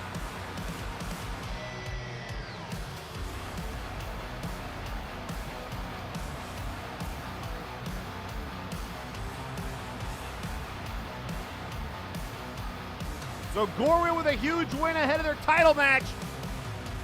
Yeah, going in with a ton of momentum. Does that spell doom for Conquest Bloodline, or can they right the ship next week when it's Carney and Lady Boots against the Toxic Wastelanders?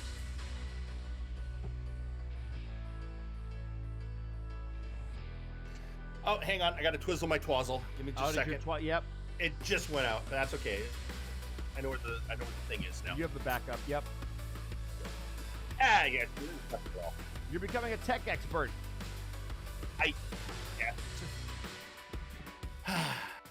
All those years in wrestling school, now I have to understand how monitors work. Good luck.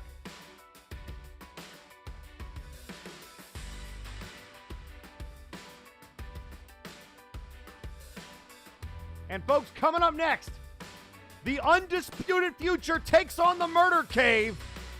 2-on-2 tag team action, and it's next.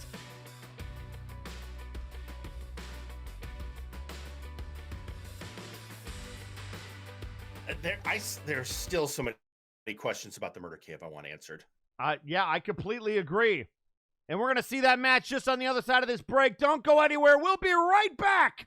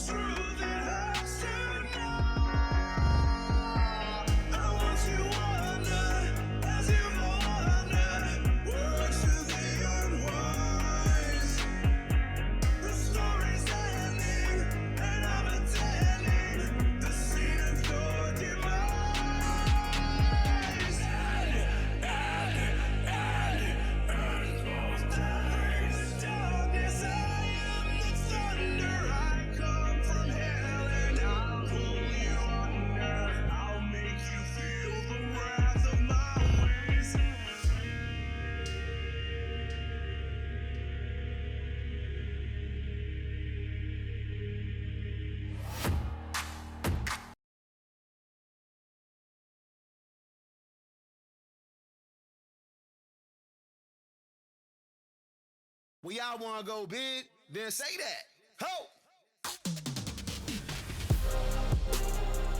Yeah, boy, we doing big things, big belts, big rings, bigger than you ever seen, big as big could ever be. So big, better beg for peace. Pipe down, might awake the beast. Is that my name coming out your mouth? Better watch what you say about me. And my name.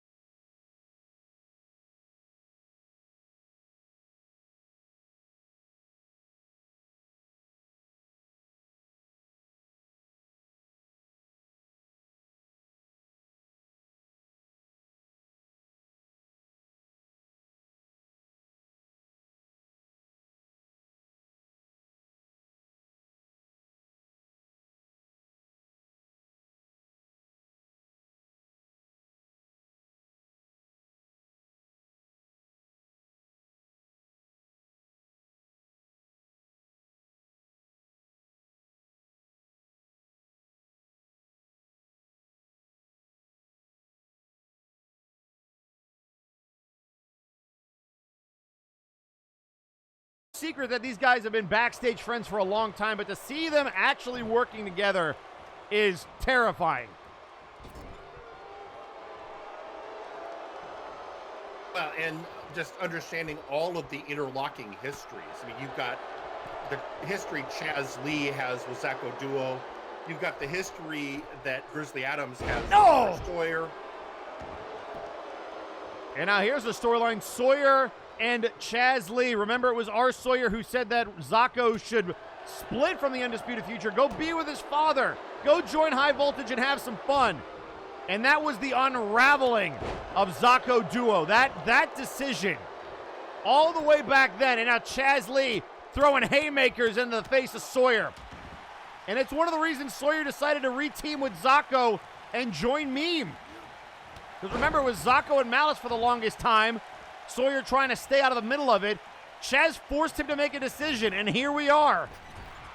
Well, and this is why we still see the hashtag Zacko was right appearing on Twitter from time to time.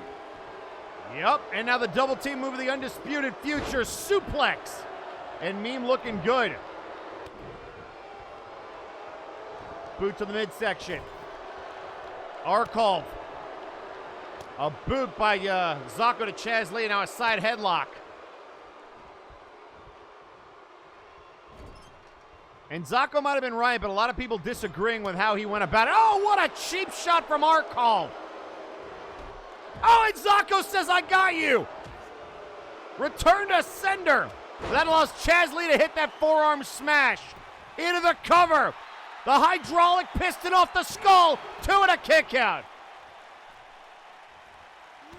And then right back at him. That's what the Murdercave will do. It's a bunch of misdirection. And again, next week, Grizzly Adams and our Sawyer go one-on-one. And if Grizzly can beat Sawyer, one of the Murdercave members will get a title opportunity against Zacko Duo. Chaz Lee telling him, or rather Zacko telling Chaz Lee exactly what he thinks he can do with him. Forearm shot to the outside. Well, this still begs the question, who of the Murdercave will actually get that shot? That's a great question. Will it be Chaz Lee? Will it be Grizzly, who has never gotten a rematch for the heavyweight title since he lost it to our Sawyer by being cashed in on? And how many years ago was that? Let's put it this way. The guy who took it off of Sawyer is still redacted. That's how long ago it was. Well, and let's not forget the entire history between Zacko Duo and Dr. Grimm. I mean, the multiverse still exists because of what Zacko was able to do against Dr. Grimm. Oh, look out here! The off switch! Off switch to Chaz Lee! And Grizzly distracting the referee. Again, the numbers game coming into play, but what's he set up for here? He's doing it again! Another off switch! 1, 2, and Arcov breaks it up. And now look out here. Oh, and a double team move. Sawyer takes him out. Again, well-oiled team, the Undisputed Future. Oh, come on, Grizzly. And now Grizzly doing what CGR Killer did earlier. A chair has been inserted into this matchup. Grizzly, point out for a second that considering how this is going, that might be bad news for your partner.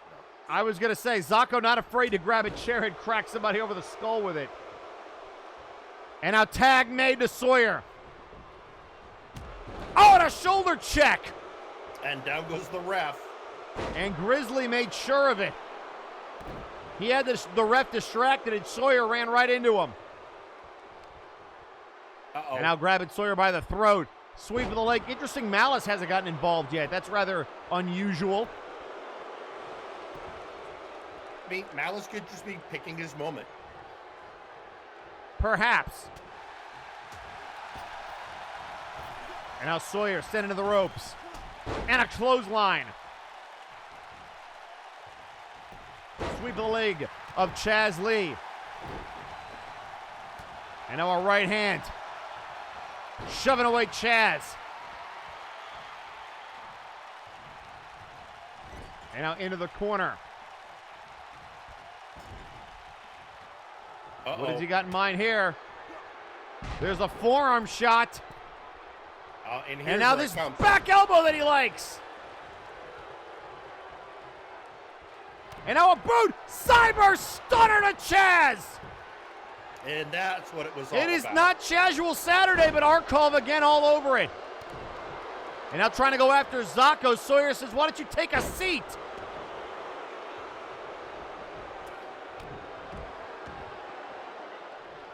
And honestly, does Malice look, this is going to sound strange, does Malice look relaxed? As relaxed as somebody with Terminator eyes could possibly look.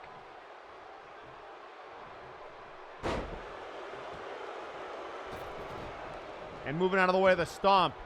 Sawyer back into the ring. Side headlock. I mean, Sawyer, former heavyweight champion, former tag team champion, one of the veterans of MNW, knows his way around the ring, knows what to expect. He sure does. And now Chaz Lee trying to wait for Arkov to get back on the ring, but that's not going to work. Oh! What a forearm! Uh-oh. And now charging up, might be looking for his patented clothesline out of the corner and runs over Zocco! Or rather, Sawyer. Yeah, Steve. And here comes Zocco with nobody to stop him. And now what is this move? Zocco in some trouble. And no, he just dropped him right onto Sawyer. And he's going for a second one. And a clothesline to our Sawyer. And now there's Malice getting involved. That was bound to happen. But and Chaz Lee looks like he was ready for it. That is still two steam engines connecting on our Sawyer. Tag made.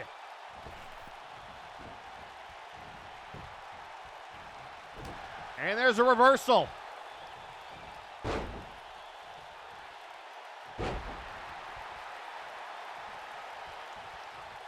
You know, that's one and look thing. at Malice.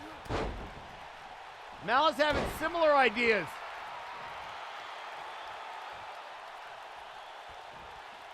Well, I'm sure he's doing well. All fair. And out to the corner. There's another back elbow. And wow, look at Arkov doing Sawyer's own move, the back elbow to Sawyer. That's just the Allfather flexing on the robot. And now dropping the arm. 1, 2, and Sawyer right there to kick out as Zocco broke it up. I couldn't tell it happened simultaneously. And now the camel clutch. Camel clutch by Sawyer. Sawyer in some trouble. And Sawyer's tapping out. Sawyer with nowhere to go as he's forced to look at Grizzly. And the Murdercave picks up a win. And that's the experience that the Murdercave brings. They may be a new team, but they're 4 of the most experienced combatants we have. They sure are, the Murdercave. One-upping meme here tonight. And I thought that Cyber Stunner might have been it, but it was Arkov with Sawyer's own move.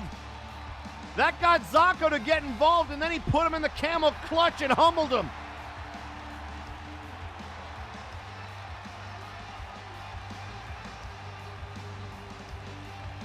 And there they are. And now the Upside Down 4, the former member of the new 4 Horsemen. Yeah, we get it. There's 4 of you. Cute.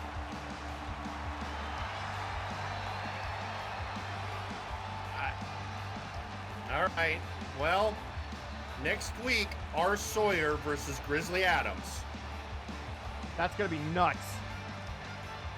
But who's going to be the, I mean, Murdercave and Meme, it's not just going to be the 2 of them, I'm sure. We'll have to see. And tweeting out on social media, Maximilian Thunderthigh saying, at Dr. Grimm, want a place to do his work? Max's hospital is looking for doctors. You really don't want to do that, actually. You might want to... I know you're trying, I mean... He's not that kind of doctor, Max. I mean, Max tried, on Thursday we heard tape of him trying to recruit Dr. Caliban. I don't know if you'd want that doctor either. I mean, at least we know Dr. Caliban is a medical doctor. Yeah, he has done brain surgery. And he's Burnout Vaughn's primary care provider. Oh, that's why he makes so much money. It's a lucrative sideline.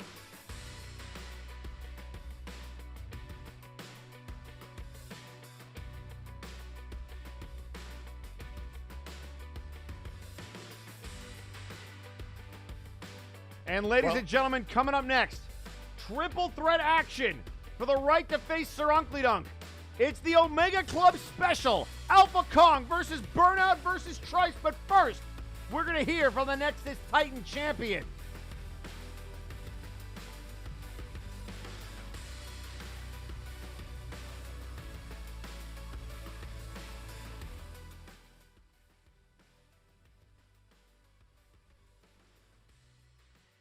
Oh my, I am just not used to having so many people fight over little old me.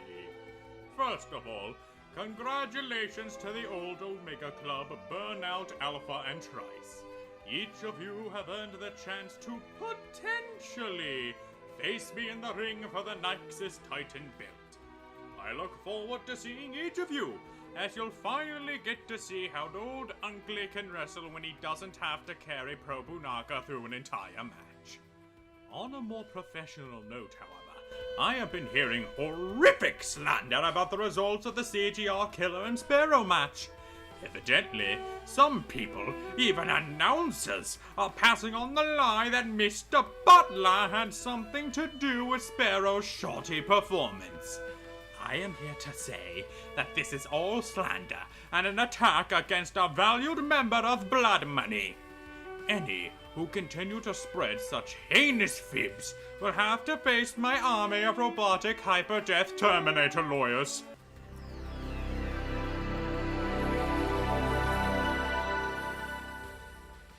Beep. That's right. Lie further, and you will be sued into the Stone Age faster than Maximilian's pet monkey. Now then, I must be off. I have an excellent three-way match to watch this weekend. Did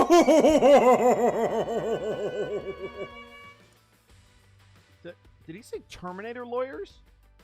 I mean, he did, but, maybe have your underlings not confess on live TV. I mean, that definitely helps. Also, as I said, I have an excellent lawyer. That is true. And he'll take on a Terminator.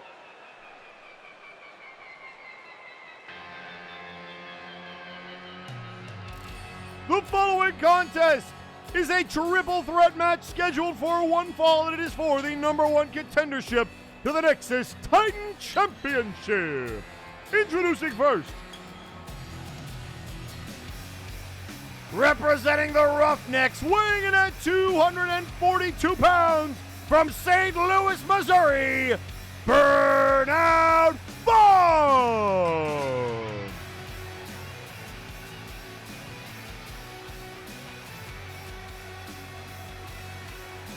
Well, there he is, former heavyweight champion, former cursed champion, and former member of Omega Club, now member of the Roughnecks, Burnout Vaughn. The Roughnecks, two of whom, the Toxic Wastelanders, will be in action next week, defending the tag team titles. And the Roughnecks would look really good if Burnout could bring home the Nexus Titan Championship to him. But this is also a man who has a gripe over the heavyweight title. I mean, there are so many people with so many issues over these two belts. I don't even know how you sort it all out. I guess this is one good way to do it. Just let them fight over it. And coming up next, folks, our main event. The Big Oof title is on the line. Bart Ender versus Who Knows in an open challenge. And tweeting out on social media, Gorewheel saying, Burnout, even if we don't talk or don't work together as much with the happen circumstance, go out there and kick their asses.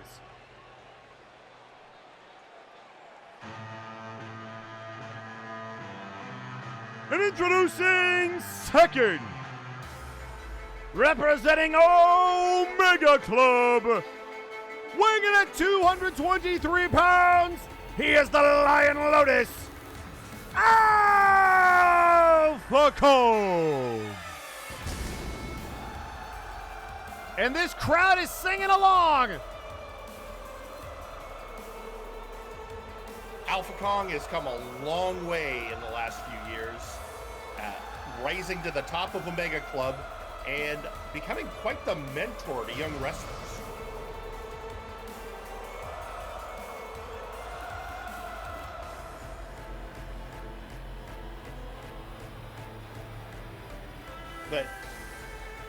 figure at this point he's held the trios belt. I believe he's been a tag champion. I'm sure he'd love to add the Nexus Titan to his list of accomplishments.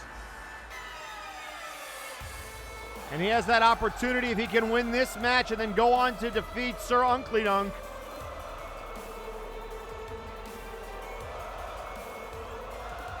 And this is a huge match for all three competitors. None of them have ever held the Nexus Titan Championship.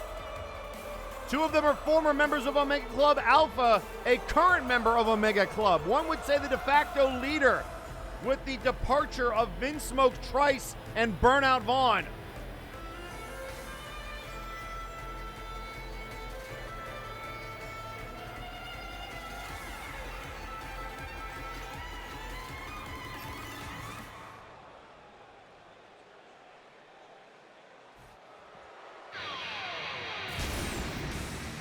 And introducing third, representing Legion, from the United Kingdom, weighing in at 262 pounds, Trice!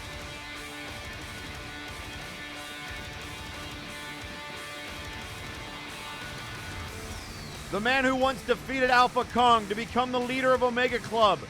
They would often fight it out amongst their top stars to figure out who was going to make the decisions, and Alpha claiming that Trice ran them into the ground, much like Vinsmoke did. All true. Also, I have a odd question. I remember from an interview with Burnout Vaughn that Trice is the one who put forward the money to buy Omega Pub. That's what I understand, yeah. Does he still have a share? I don't know. That'd be a Kelly question. That's one.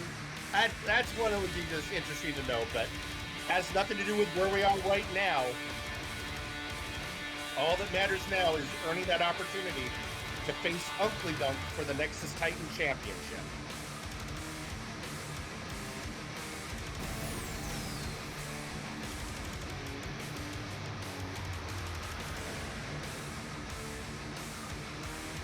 Also have to figure the rest of Legion watching this very closely.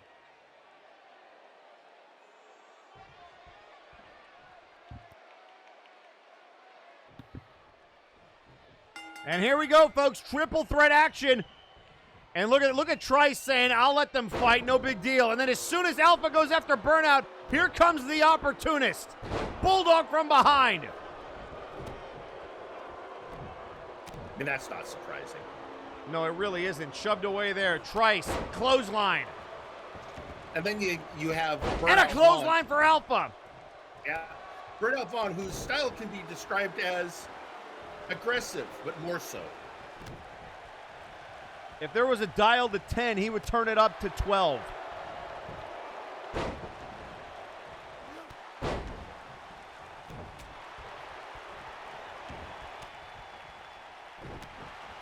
And now kicks to the face. Again, Burnout and Alpha with a lot of respect for each other. Burnout deciding to go his own way. And a lot of that might have had to do with the way Omega Club was used under the tutelage of Trice. Oh, and a clothesline from behind. Sending Burnout into the corner and Alpha to the ground. And now there you see the technical expertise is punching away at Alpha, trying to cover up. As we saw last week, these are three men who know each other really well. When thrown into that match, they were able to work as a well-oiled machine to defeat their opposing team, but now that knowledge is being turned against each other. Well, we saw 2 Omega Club specials, which I would never think that I would see again from these three. And in the end, it was indeed Trice able to pick up that win for his team. And I promise you, win or lose here, he's going to remind them of that. Whoever wins this opportunity, if it's not Trice, it'll be all thanks to Trice in his mind. Sure. Well, and then... Oh, and a double team move. Bulldog into an enziguri. Clothesline over the top. That's the quick thinking and educated feat of Alpha Kong. And Alpha's been making quite a name for himself after that 6-man showcase match that we thought was going to lead to a Big Oof title opportunity, but he gave it up to Mega Blitz X to chase after Mega Money in the Bank. I mean, that just shows Alpha takes his leadership position seriously.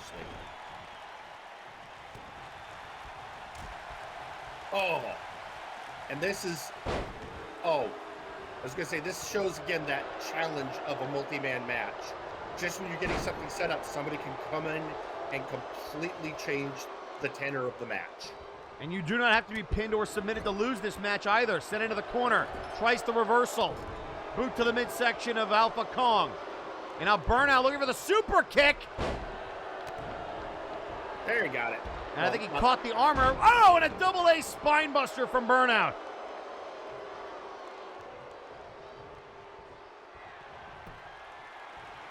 All right, moving him around. Might be looking for the drink your dinner. Trice turned around, knee to the face, and there's the clothesline. Drink up. And here comes Alpha, and able to break it up.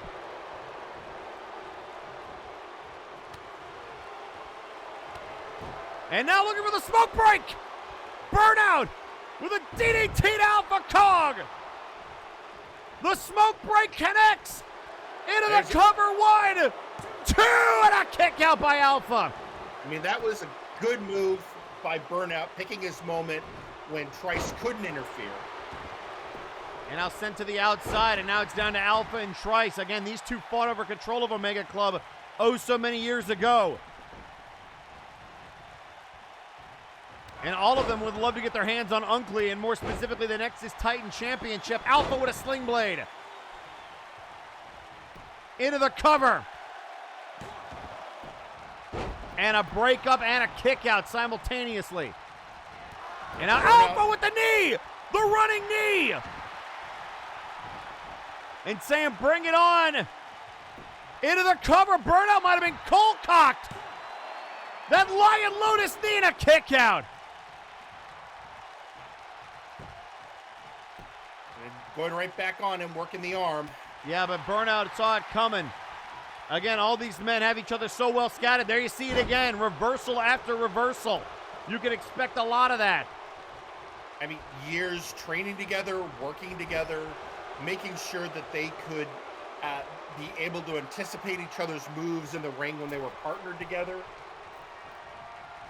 And now all of that working against... Look out! Burnout trying to reverse. Oh, the Lion Hidden Lotus! Hidden Lotus! Yeah, but all the good it does him, he's still got to get Trice out of the equation. Yeah, and that's the problem with a triple threat match. It's not just about who you can take out. It's about where that other opponent is when you're doing it.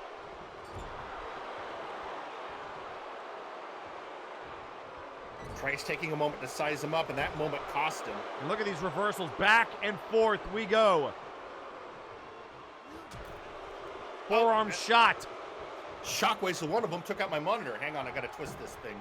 Well, right now, some bad news for Alpha being hung up in the Tree of Woe. And now a backcracker sending Alpha to the outside. And now Tartarus. Tartarus locked in on Vaughn. Tartarus locked in on Burnout. Burnout trying to hold on. Trice trying to take advantage. He has got it locked in. Burnout cannot get to the ropes. It finally releases the hold. I mean, Burnout was not going to give up. But the damage might have been done. Alpha into the ring and breaks it up. And now taken out from behind. Getting the knee like that, that's hard. But So Alpha Burnout stays alive. Yeah, but he's also cold conked, and now Alpha Kong has his shot. He might have used the last bit of strength that he has, and right now, Trice looking to put away Alpha Kong. Boot to the midsection. We saw that very innovative Hidden Lotus. There are so many positions where Alpha can hit it out of. We got? And now a tornado vertical suplex out of the corner. Into the cover. 1, 2, and Trice kicks out. That was impressive. You gotta remember, Alpha brings that combination of the lucha style combined with the Japanese hard style. And he calls himself the king of the luchas, and it would help his argument if he could capture the Nexus Titan Championship. And now here comes Vaughn, building ahead of steam. I mean, while those two were fighting, Vaughn took advantage. And It's got a true, little and bit that of a could have rest knocked break. him out, that combination. Trice is down and a kick out. All right, and now Vaughn right back on him. And the longer this match goes, the more devastating those moves become. You can see how slow everybody's moving now. And here comes the drunk driver. This pile driver into the canvas, and he's busted open. Can Alpha get there? 1, 2, and a kick out. Oh, that was a hair's breadth. It sure was. Down goes Alpha Kong. And now into the corner. And a reversal by Vaughn. And clothesline to Alpha. Into the cover with Trice still down. 1, 2, and a kick out. Good grief. That was good scouting on Burnout's part. I'm sure This has either. been insane. I agree. I'm sure either Burnout or Alpha would prefer to get the pin on Trice, but they're not going to pass up an opportunity if it presents itself. And now a DDT from Burnout. Broken up there. Trice not able to put away Burnout. And now we're back to Trice and Alpha Kong. Well, now's a golden opportunity if one of them can get the other down, because Burnout is out of the equation for the moment. And now look at these shots to the face. And an uppercut to Alpha. Looking for in the boot, nobody home. And he jammed his elbow into the turnbuckle. Into the corner. Oh, and a knee.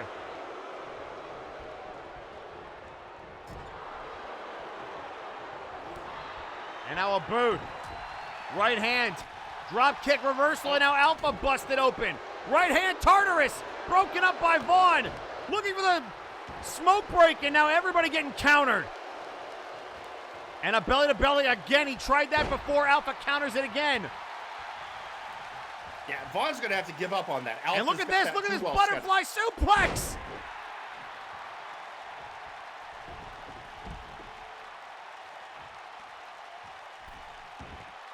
And going after Vaughn, I don't know if that's the right decision. Well, I mean, technically Trying to go for the cover, trying to beat him back in the ring. And wait, what is Vaughn doing? Count of 2. Vaughn was letting him get the pin. Maybe genuinely, oh wait, Vaughn. Wait, no. Oh, he ducked it. He went for the brass knucks and Alpha was ready. There are no disqualifications. Boot to the midsection. Hidden Lotus. And now Trice able to break it up. What a reversal by Alpha Kong. And now a dragon screw. And now Alpha's out of the ring, and Trice. And now he's going to try to take it off the Hidden Lotus. Oh my goodness.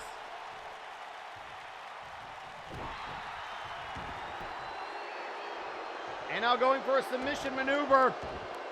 In some trouble here. Burnout in some trouble here. Armbar locked in. Can Alpha get there? And able to break it up.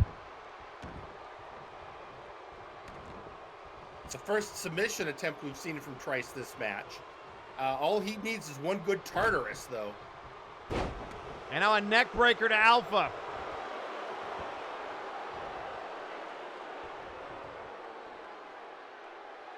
And now Alpha in some trouble. The stump puller.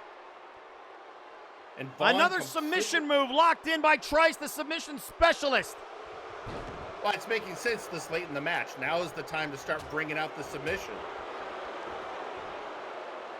And Vaughn still out of the equation. So Alpha Kong, oh, I spoke too soon. There's the boozy brawler back up. And now Trice in position. Alpha going to the high rent district. And Vaughn perfectly happy to let him make this that happen. might take out Trice with a superplex off the top rope. And now into the cover, but Alpha says, what do you think you're doing? Uh-oh. And now he's got him up. Gutbuster. And now Trice. Trice all alone. Burnout looking to put him away. The smoke break! Center of the ring! Trice is down! This is your moment, Burnout. Can you Burnout's got a shot! 1, 2, 3! He got him! Burnout Vaughn going after Sir Uncle Dunk!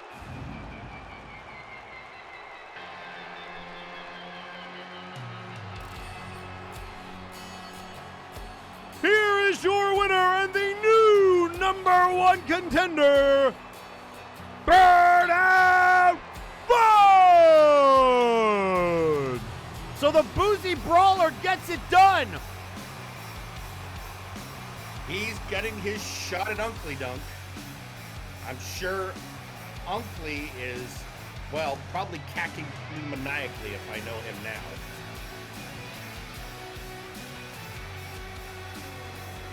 But well done, Burnout Vaughn. So now, not only will the Toxic Wastelanders have an opportunity to retain their tag belts, but Burnout might be able to bring that Nexus Titan Championship to the Roughnecks as well.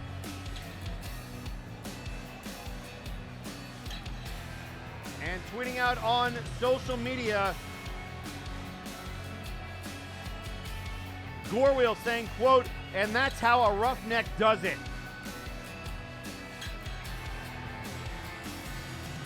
A nice night for the Roughnecks, I'll tell you what. It really has been. They're making a great showing going to next week with a lot of momentum. And ladies and gentlemen, coming up next, it is time for your main event. The following contest is for the Big Oof Championship. So who answered the open challenge? Oh my goodness!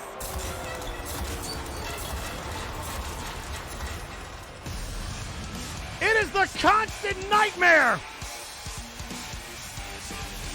Oh, this is gonna be a brawl! Yeah, I agree. It's the person comes to it. I mean, I can think of a lot of people, but I suppose if anyone has a shot, and people who normally aren't going to see title opportunities, why not step up? So Constantinople, with his first title opportunity in MNW, going after Bart Ender. Makes you wonder who else had stepped up to that challenge. I'm sure there was a lot of people going, "What? You say open challenge?" Why, yes, please.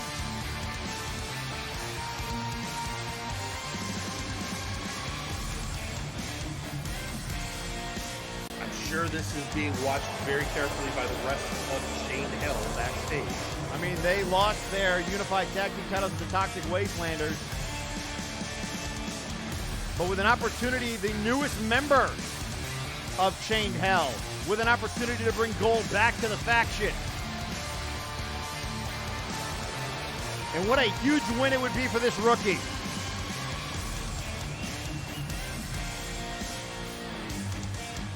Although the more he competes, the harder it is to call him a rookie. This is true. This is true. He's come a long way from Turkish oil wrestling.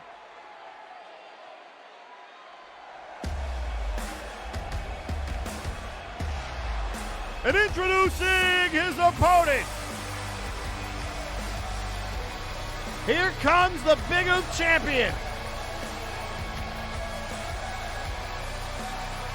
And he's sporting his classic colors, that old school bartender outfit. And looking good in it. Oh, absolutely he is. And it was Bart Ender earlier tonight that accused somebody of spiking Sparrow's drink at Omega Pub. And tweeting out on social media before he came out here, the Constant Nightmare saying, quote, "Bart Ender, thank you for giving this rat ogre a chance to rampage. Let us have a great fight." And Nice Ice tweeting out, "Bartman, you wish to be the greatest Big Oop champion. Prove it by defending against the monsters of hell. I believe you can surpass me." That is true.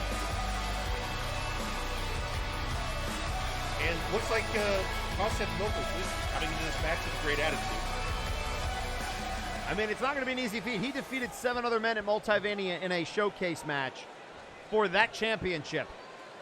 And let's send it down for the announcements for this championship match. The following contest is for the Big Oof Championship. Introducing the challenger, representing Chain Hell, weighing in at 269 pounds, the Constant Nightmare, Constantinople. And in this corner, the champion, representing Nakama Worldwide, weighing in at 233 pounds, Bart Ender. And there's the Big Oof Championship. Bart Ender has taken a lot of pride in being the Big Oof champion. And now, turning it over to the referee for possibly the final time. He's never faced anyone quite like the Constant Nightmare Constantinople. And I gotta ask you, Jerry, who do you like? I'm going to be honest. In this matchup, I like the experience and skill of the champion. Bart Ender is a solid wrestler with a lot of experience, and as you said earlier, he faced 7 other men and still retained. And of course, as I say that, Constantinople comes out strong.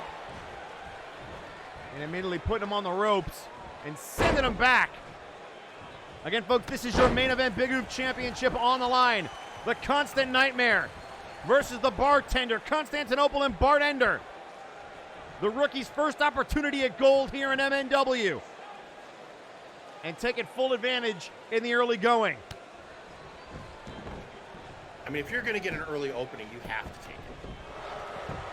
And trying to end it early. And a kick out there.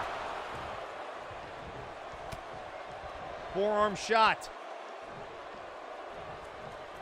And now hanging him out to dry on the top rope. I mean, right now, Constantinople taking great advantage of the fact that Bart Ender wants to be a fighting champion. And now a nice vertical suplex there, and he's been in full control. Yeah, this has been all Constantinople from the moment the bell rang.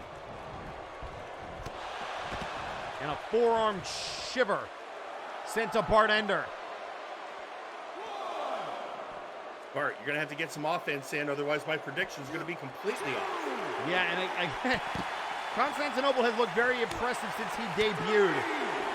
And this is not going to be a cakewalk for Bart Ender, even though he won that showcase, and he's got to get back in the ring unless he wants to win via countout, which the title cannot change hands on a countout or a disqualification.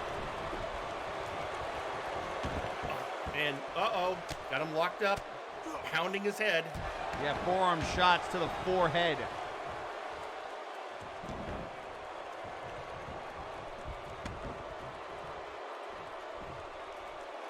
Uh-oh.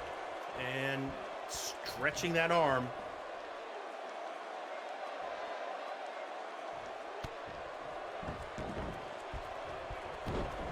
And now stomping away at Bart Ender, glaring at him. That's, okay, here we go. Oh, just, you know what? I've never understood the covering the mouth in a pinfall. It never worked for me back in my day. I mean, making it a little bit harder to breathe, maybe just a little bit of disrespect to be shown.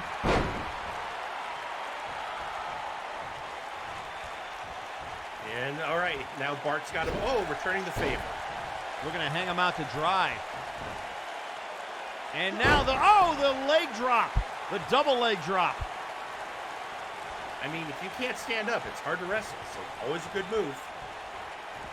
You're now looking for a bulldog, and it connects. And reversed. Oh, going for it again. Stretching out that arm. This has been a good go-to for Constantinople this match. Is it going to pay dividends?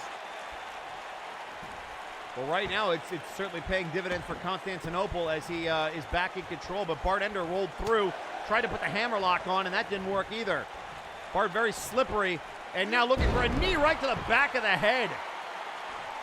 That's a case where I think that helmet maybe is working against Constantinople. Could very well be. And now into the cover. And a kick out.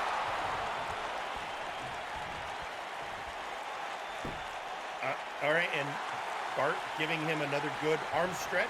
One to, return to sender. Bart not above using the similar moves of his opponents, if they work. And now turning him around. Oh my God, no! Oh, German suplex into the turnbuckle. Oh, I think his head snapped. Ooh. That is going to be a bad time for Bart. And now both legs off the back of the legs. Side headlock here against Bart. Slapped away. And again, back to the corner. Oh, and a nice somersault. Back elbow. And now Bart with a 450. Bart beginning to feel it, getting a little momentum going. Now taking a moment, and looks like Constantinople's going to get out of this. Yeah. Oh, reversed. Had that well scouted. Good job, Bart. And now a boot to the midsection.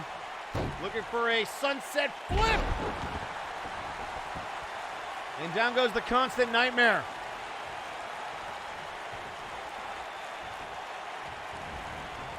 And another sweep of the leg. Into the cover. That headlock driver used to great effect and a kick out at 1, even this late in the match. That is terrifying. My understanding is the training that Shane Hell gave Constantinople a lot of how to deal with pain. I mean, look at the size of him. They also taught him how to get in the weight room. Yeah.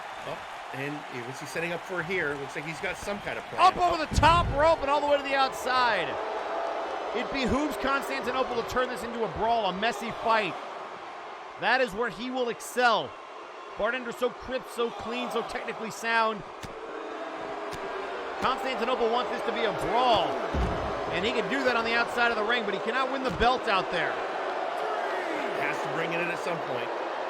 Otherwise, Bart wins, but not the way Bart retained, not the way he wins. And now a forearm shiver. Shoved away by Bartender. Oh, and a spinning heel kick. And thrown back in the ring. Getting him back where he belongs. But now what? And now a camel clutch applied. And Constantinople has been beating the hell out of him and now able to power out of that. Oh, but another spinning heel kick. It's going to sound strange going up against a brawler by Constantinople, but Bartender would be well served by picking up the pace of this match. He might be looking to go to the top shelf. And he is. And it connects! Into the cover. Will this be enough to retain the Big Oop Championship, the top shelf? Oh, my goodness. That was close. It was very close, and definitely going the direction that Bart has to go now. Oh, what are we going to see? Oh, no. Might be time for last call. Get your drinks now! Last call connects. And he falls into the cover. 1, 2, Bartender. Oh, I thought he retained. That was so close. I can't believe he kicked out of that. Now here comes Constantinople again. Constantinople wants to slow this match down. Another German suplex. And now looking for these gut wrenches. Maybe into the power bomb, and he sits him down to win the Big Oop Championship. Bartender's in trouble. Oh, he kicked out at 2.5. And now the Constant Nightmare looking to run him over. Looking for that double arm choke slam. But Bart would not to be. Bart had him scouted out. I thought the Warpstone rage was going to be enough, but it was not. And now Bartender all the way to the floor with an elbow. All that momentum and that really small point of impact, that's going to ring his bell good. Back in the ring.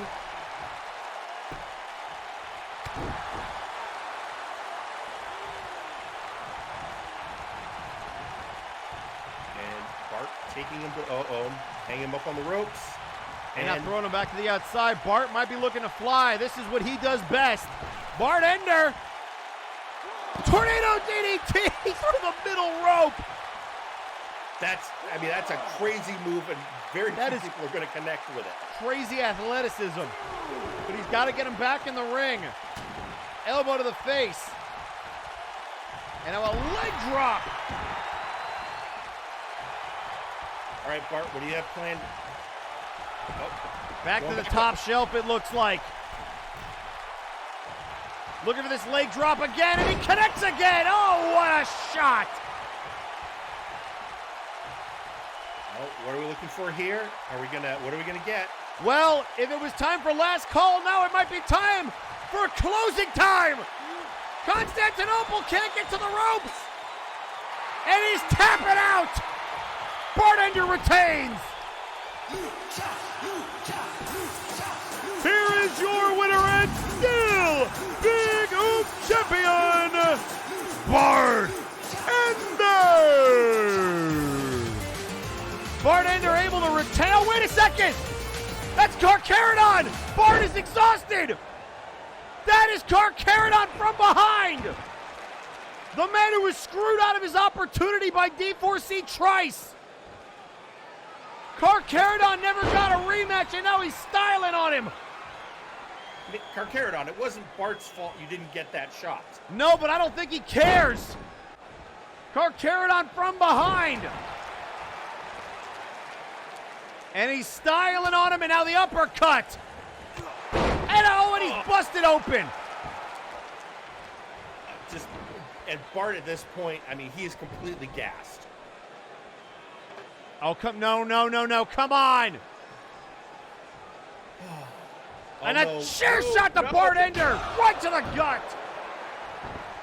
Oh, and look at the kip up. The kip up, and he blocked it. Bart trying to fight back, but he moved out of the way. He is exhausted. Step up kick. Oh no, Carcharodon might be looking for this shooting star press. Oh, that connects. Bartender has been laid out.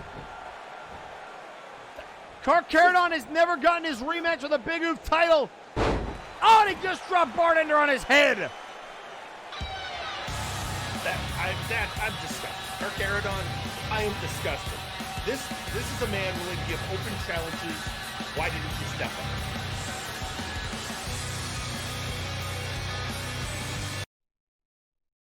And ladies and gentlemen, that attack by Carcharodon is how we end the night. Clearly sending a message that he wants another shot.